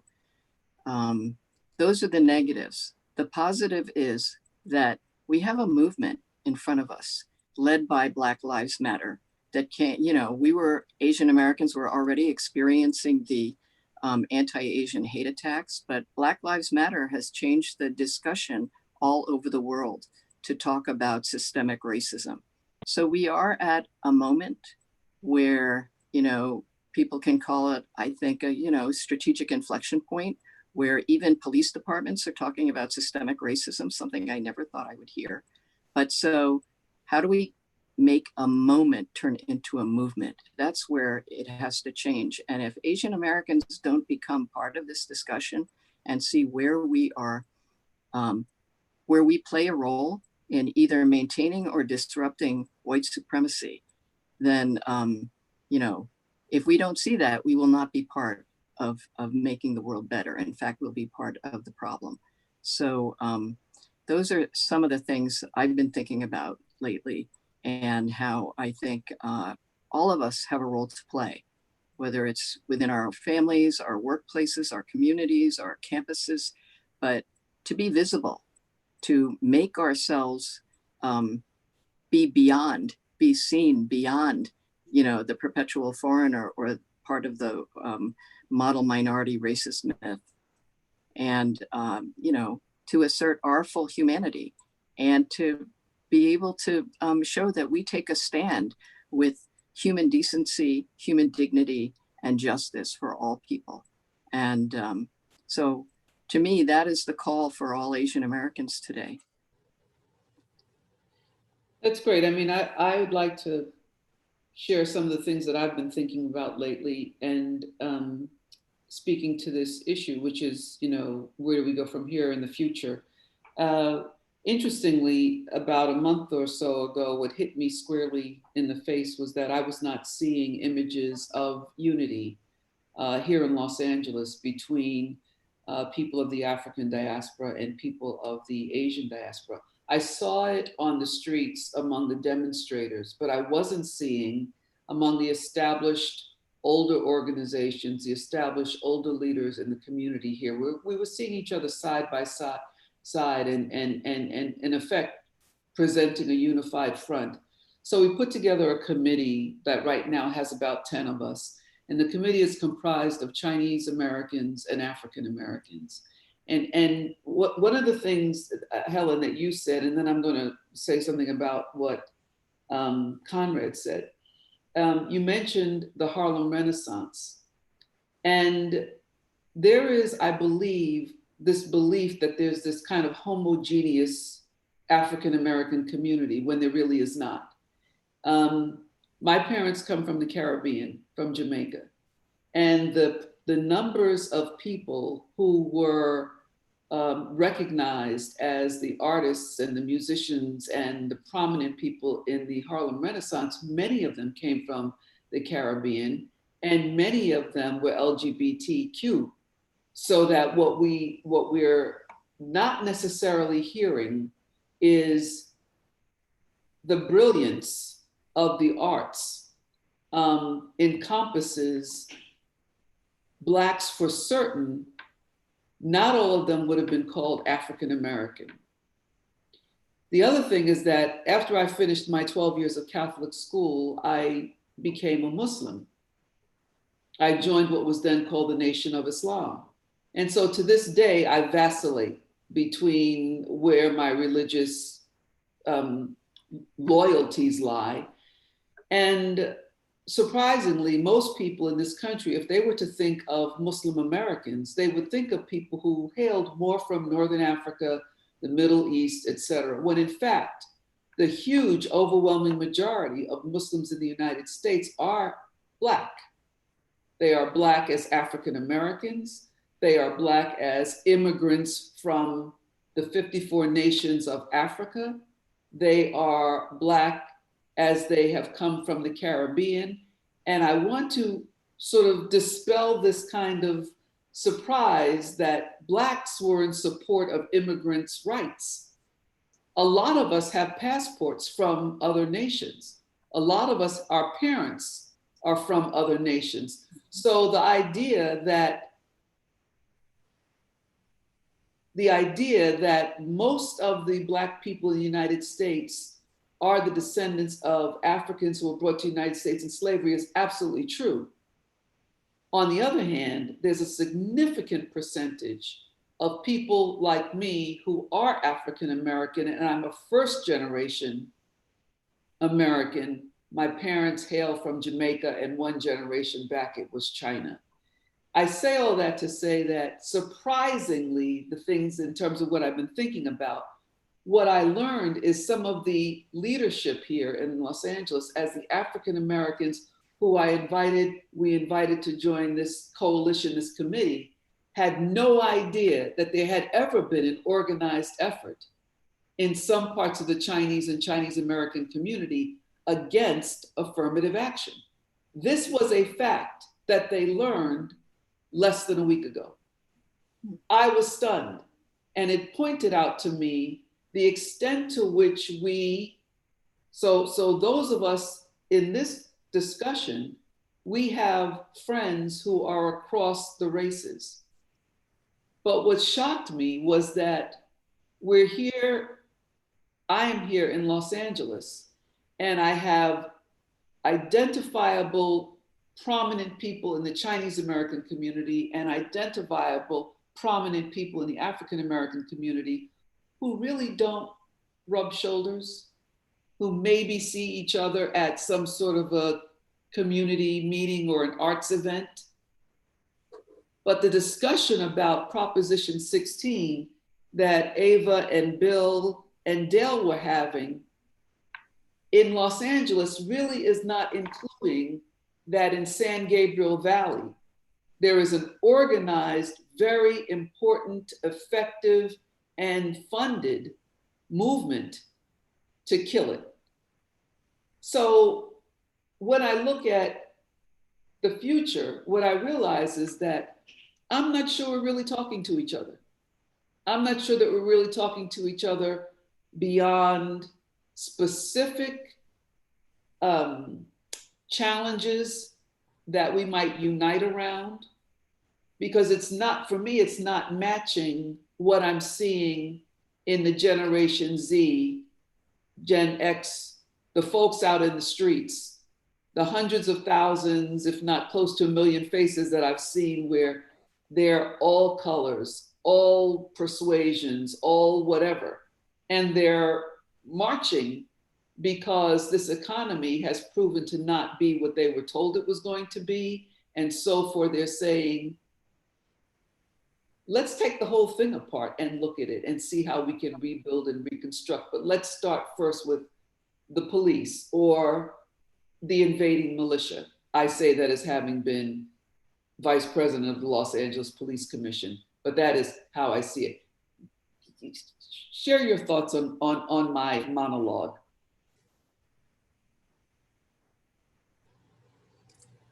Ellen, did you? Well, I was going to wait for you, Conrad. You know, I guess I do think that we've gone through at least 2 decades, maybe 3, where, you know, the high paid, very well funded far right and conservative think tanks have been looking at ways to keep people apart and divide us. You know, one of the earlier sessions talked about that, you know, in the 60s and 70s, there were efforts at unity that just seemed more natural then, that students of color, communities of color, people of conscience came together to do things that stood for civil rights and to talk to each other. And I think for the Asian American community in particular, you know, with the affirmative action case that happened at the UC system under the Bakke case that went to the Supreme Court, that began the fracturing around civil rights. But then with the LA uprisings, riots of 1992 following the beatings of Rodney King and how his, the white cops got let off, and then the Korean American shopkeeper who killed Latasha Harlins, I think that to me signaled the beginning of the unraveling of the communications between the Black and Asian communities. And all of the things that could lead to divisions were just, you know, further exacerbated. So that where we are today, I think is way more divided than, you know, times I remember from before then. And what the, you know, the historians and the other 2 panels talked about. So I think today we have to recognize that we are in a state of great division that has been fomented and are actively being fomented. And we can only, and so I think what you're seeing in terms of, Paula, the San Gabriel Valley or any other area we talk about in America, you know, the places where there is good communication or even communication, whether you call it good or not, happens only with really deliberate, you know, conscious effort on the part of all of the communities to assume good intentions, to assume that we want the same things for our communities, the well-being of our families, you know, healthy society, and all the things that means. But I think we're starting at a place that's behind right now. And unfortunately, we have leadership that is part of it, the inciting of that, if you want to call it leadership, but they have the megaphone. So, so I think what you're saying is true and it's real. And, you know, the kind of allyship that is represented in this panel discussion, we really have to actively, consciously, and energetically try to build on those, especially for the next generations too, who maybe grew up not knowing and not seeing examples of people working together and communities working together. So I just think we have a long way to go. And Conrad, your area of culture and the arts, I mean, I think that's critical. We have to be able to put those, you know, in people's minds, give them pictures and examples of how communities can live together. And Paula, you're from a family of cultures coming together, you know, and for people to see more of those things and, you know, how those families come together and talk. I would love to hear you talk about that, Paula. I mean, you've gone to China probably more than most people in OCA's network, you know, and so you have an ear both to the Asian and the Black communities. I think that right now, what on a positive note, I think that playing off of what Conrad said earlier about how to change the world, because I do think that in spite of what I was just observing and trying to put together this group to address the siloing of what I'm seeing between our cultures and even races, Conrad, what you talked about, I think is probably more hopeful and also mirrors what we're seeing marching in the streets, what we're looking at, in spite of all of this separateness and the attempt to divide us. Still, there are millions and millions of young people who are fighting it. Yeah, I mean, part of what I was prompted, I started to think after hearing some of your thoughts. I was thinking to myself of sort of the principle of community organizing, right? Like change moves at the speed of relationships. Relationships need to happen, and started to think about how for many of us, especially as part of this summit, many of us growing up were the only one of X in the room, right? And whether and so we had that opportunity, whether we wanted it or not, to build those relationships and react against people who didn't want us there in the first place. But those were those first steps that I think what we're seeing across the country that people are taking, that they are feeling that the relationships that they have built or they put in the bank are coming to fruition, that people want to help, that they're the better angels of our nation are there, right? That people are called upon to act in the right ways. And while sometimes during cancel culture or sometimes the best intentions might be misplaced, I think that that type of imperfect allyship at this time or alignment is necessary. We don't have, again, the one leader or the one institution anymore to adjudicate this or that. We have each other. And I think that the pandemic, as well as these risings for racial justice, are emphasizing that more clearly for all of us to understand and see that at the end of the day, we only have each other. And I will welcome, I think all of us will welcome someone to stand beside me and to stand behind me as I stand up against something, as imperfect as they may have been. And I think that's the principle of charity that I think Dr. King, you see that, I see that in his the March to Selma. I was reminded of that because of Representative John Lewis. But there were you've seen that picture around, Martin Luther King from Hawaii, and people from Hawaii who joined. There were, as people can recall, this state is, not part of the continental U.S. And in fact, people are arguing against our connection at all for good reasons. But people were there because that was a movement they believed in, and I still find myself gravitating towards that that part of America. Well, I just want to say that this panel, I've known Helen for years. Conrad, I'd like to consider you a new friend, and I'm happy to end on you because the brain that you have, the heart that you have, the spirit that you have is that of an artist. I married an artist because I'm so attracted to what you all believe in and how you all operate that it's just, I'm buoyed by closing out at least our panel on this part of it. So thank you both very much. Don't anybody go anywhere, because what we're about to do right now is, I believe we're bringing everybody back to full screen. And this is where we start to field the questions that have been coming at us during the entire 3 panels, and they're all saved now to the end. I have the honor of being the person who will moderate this. So I'm going to now ask to read the questions that have been submitted, and then we'll all go for it. So take it away.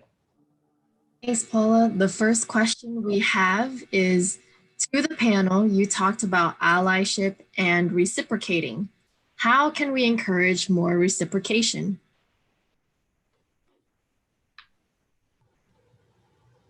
Who'd like to take that?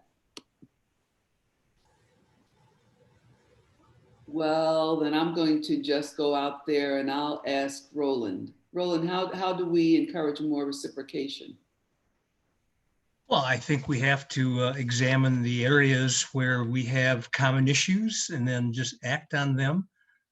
The whole notion is we don't have to have, identical goals, but if we can find common ground, that's the foundation for creating allyship.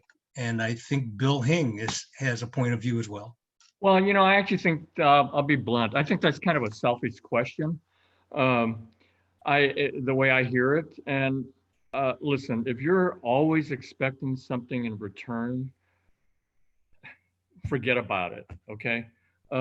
This is, we gotta work, we have to believe in what we believe in, we have to believe in collaboration, and we have to act in good faith. And it may seem like we get burned sometimes, but that's life. You know what? We got to live for our higher principles, and it'll work out in the end. I think we have to have faith. We keep our nose to the grindstone and focus on the job ahead. Agreed. Anybody else have a thought, or should we take the next question? I would just add real quickly, Paula, that as far as supporting local candidates that are moving the country in the right direction, opposing things that are anti-democratic and racist, I think we're all obliged to do that. And to the extent that we fight for others, we essentially fight for ourselves. So we have skin in this game. We have something to say about it. And I think Asian Americans have an obligation, as Bill said, to do that. And there's just myriad of ways to get involved in our own local community. So plenty of stuff to do. Okay, let's have the next question. Next question is, what are your thoughts on how institutions could enact systemic change more deeply and more broadly than affirmative action? That might be a really good question for the folks who are in the second panel. So Ava, are you still there? She's not. Go for it, Dale. Yeah, that's a tough question because, if you're asking institutions to examine themselves and enact systemic change within their own system, that's a difficult thing. I think the pressure comes from outside. It comes from people, on the streets. It comes from political pressure from organizations. Institutional change or institutional racism doesn't get taken care of by institutions. You have to go outside of that and press folks to do so. Now that doesn't mean that you can't push politicians to do things. And I just feel that political power and the kind of political leverage you can exercise and the collaboration with groups that can get together to demand that kind of change is the most effective way to create the change. I'd say that coming from my history as having been the chief diversity officer for NBC Universal, that especially right now in the world of #BLM, we're seeing corporations as institutions throwing millions and millions and millions of dollars at, we're going to donate more of this, we're going to spend more time doing that, we're going to bring in a diversity officer. And I think that I would offer that probably one of the biggest changes I saw was when Alexis Ohanian, the founder of Reddit, resigned his board seat, saying that his daughter, he's, I believe, Armenian, but his daughter, who is Black also, Serena Williams is his wife. He said he was resigning his seat. He wanted it to go to an African-American because he wanted his African-American daughter to live in a better world. That for me was a really good example for corporate America. It didn't mean that every CEO had to give up his or her seat, more often his seat, but could create more positions and systematically add more people of color to these corporate fiduciary boards, which is really a lot more difficult to do than spending $10 million over the next 10 years. My thinking on it. Anybody else? Yeah, Paula, I would also, this is Helen, and I would like to say that I also think we have to, speaking as a baby boomer and looking at most of us on this panel, we also have to recognize that the change and the ideas for innovation and the willingness to take a risk, it really is going to come from the next generation. Bill, I agree that we all have skin in the game, but those of us who are older might have more attachment, let's say, to the status quo. And those, when we talk about corporations and the people who really hold the power, they have a real stake in the status quo. So seeing systemic change is really going to have to come from those, and the ideas and innovation is going to have to come from those whose future really depends on what we do today. Because if we don't take advantage of this moment that we have, well, I just disappeared, sorry. Oh, you're still here, but we can hear you. Oh, okay, sorry. A phone call came in, I'm on my phone, and anyway, that blew the picture. But if we don't take advantage of this moment that we are in, then it'll just be a moment. And it really, I believe the leadership has to come from the next generations, because they're the ones who are going to lead us through climate change, through systemic, removing systemic oppressions and so forth, because it's their futures at risk. So Helen, we just got to get out of the way is what you're saying. That's what I'm saying, yeah. Erica? Yeah, I totally agree with what Helen says, but I am so worried as a mom of teens and tweens and seeing what's happening in the schools and the horrific inequalities that are being laid bare in during this pandemic. This generation has been placed with such a burden and so few tools to do what we're asking them to do, and it's just gotten worse. I really fear that, you know, with the lack of internet access, with so many families out of work and struggling to find food, that they're not going to be able to do what we are asking them to do without just huge amount of help. And I just feel very worried and a little bit helpless about it, seeing it unfold for this next generation. The will is there, the creativity is there, the resilience is there, but it's just too much. And I am, joining you from Minneapolis, so that I think that has something to bear as well in terms of what I'm seeing in our communities. Yeah, that makes me wonder, Erica, with what you're observing, the sense of doom and fright that I fear based upon 45 and this administration and what we're seeing makes me work all the harder to make sure that come November we see a change, a more humane and a more humanistic approach to life and living in these United States and how we interact in a global environment. I don't know. I mean, does that impact at all how you're feeling? Yes and no. I mean, obviously that is perhaps the most important change that needs to happen. But as a historian, Bill, Helen, Don, everyone, we all know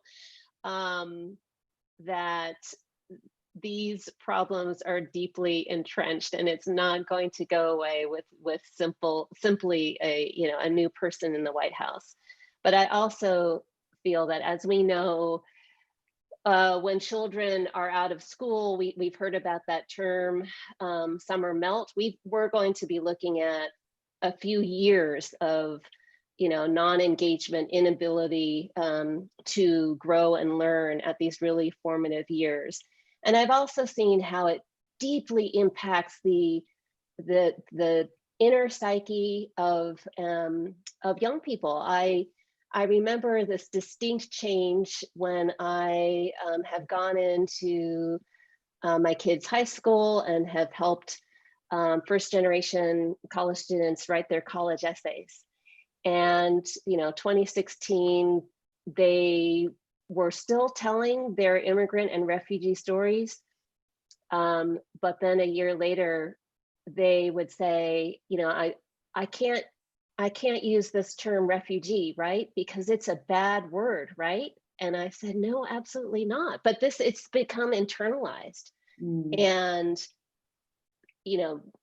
what happens in November is going to help, but the damage has already been done.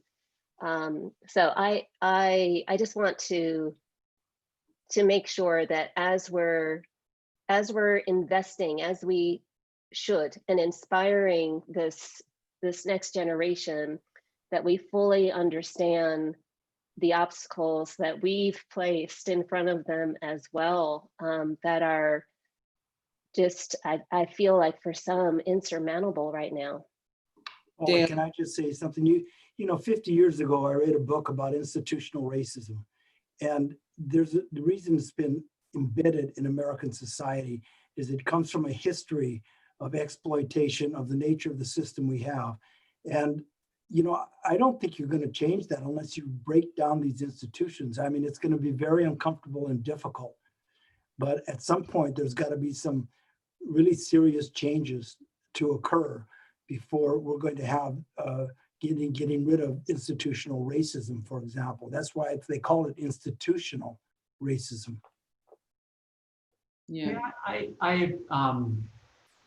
I appreciate the kind of the fierce urgency of now in a different way. I mean, I feel at least right at this moment somewhat hopeful about the opportunities that my children and people who are younger have before them to organize and to see change and to implement it. In fact, just in this last few months, this is something that I think Helen had mentioned, that she had never thought she would hear this coming from someone's mouth. For example, the fact that we can talk about the term white supremacy in the common lexicon in the New York Times, or the fact that monuments Confederate monuments and flags and other symbols of America's past, which were held sacred by some people, are now no longer there. There are people who were born, lived, and died thinking that, you know, that particular iconography of hate would never change. Yet someone either scrambled up the flagpole, yanked it down, or scrambled up, you know, the monument and tried to cover it because they believed they could change. And I'm, you know, tried to stay fit, but I know I couldn't scramble up those things. And those people who are doing it are younger than me. There are people who are sounding the alarms on climate change now, giving awards and accolades of, say, $1 million to say, I don't need this, but the world does. You know, those are the types of things that my immigrant upbringing, you know, for example, to be like, yeah, give me $1 million. Why would you give that away? That has changed. We all know that. And so I feel deeply hopeful, and I need to be, and we need to be. That, you know, drawing back on my arts, you know, background when I was at the Smithsonian, I thought about it in this way that, you know, at the National Museum of African American History and Culture, right, the newest museum on the mall, that took like 100 years to build, 100 years to implement and to make real.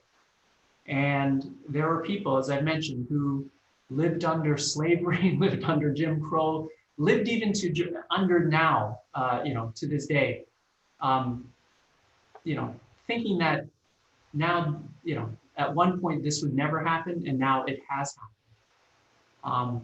And so I believe we need to choose that route in this moment that will have that opportunity, and that our children, you know, Erica, I think our kids are the same age, you know, they seem to be, at least in my mind, when I talk to them, of course, they're probably tuning us out, but they seem quite ready to take on some of these things. I shared this, I think, with Helen and Paula, and I'll end on this part. My youngest daughter joked with me, you know, well, try to put me in my place, really, to say, hey, look, Dad, you know, the word woman has the word man in it. Ha ha ha. That means that everything comes from the word woman, including man.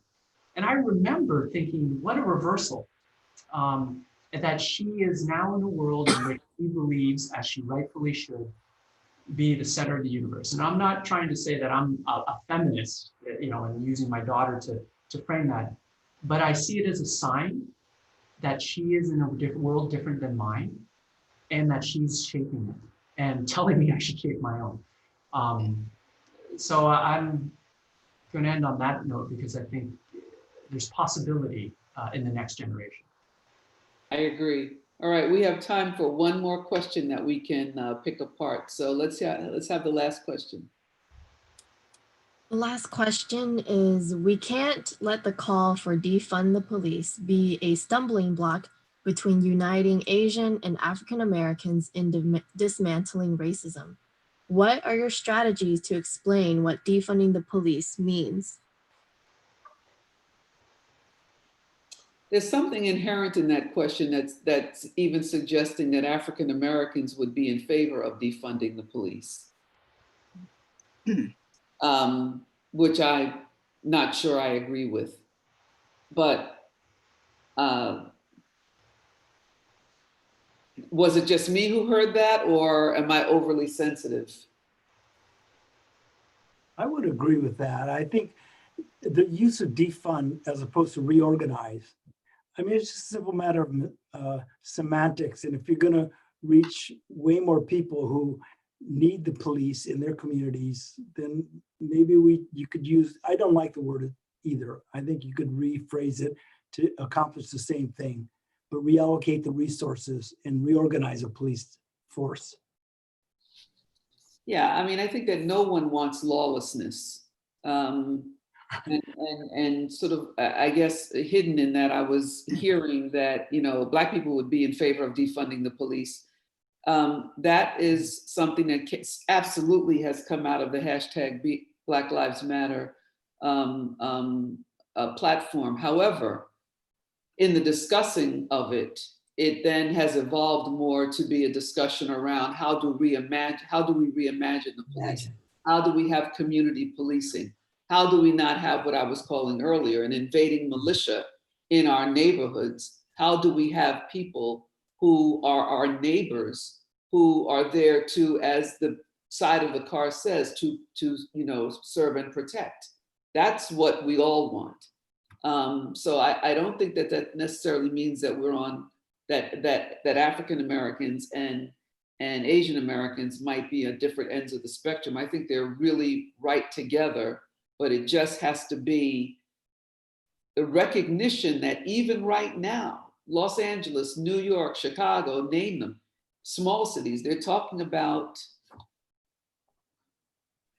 reimagining the police. And my daughter is a medical director at a psychiatric hospital here in Los Angeles.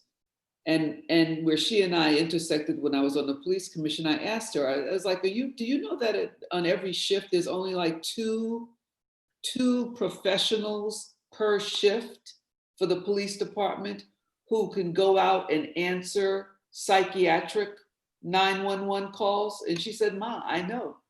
That's the world I'm in. And I thought, when most of the calls coming from neighborhoods involve people who are having psychiatric problems, and you send a person who is not trained and who is armed and who is trying to, as best he or she can, figure out what to do, that's where the thinking comes from, reapportioning the funds to maybe having professionals who really do know how to deal with psychiatric issues. So I think I'm finished.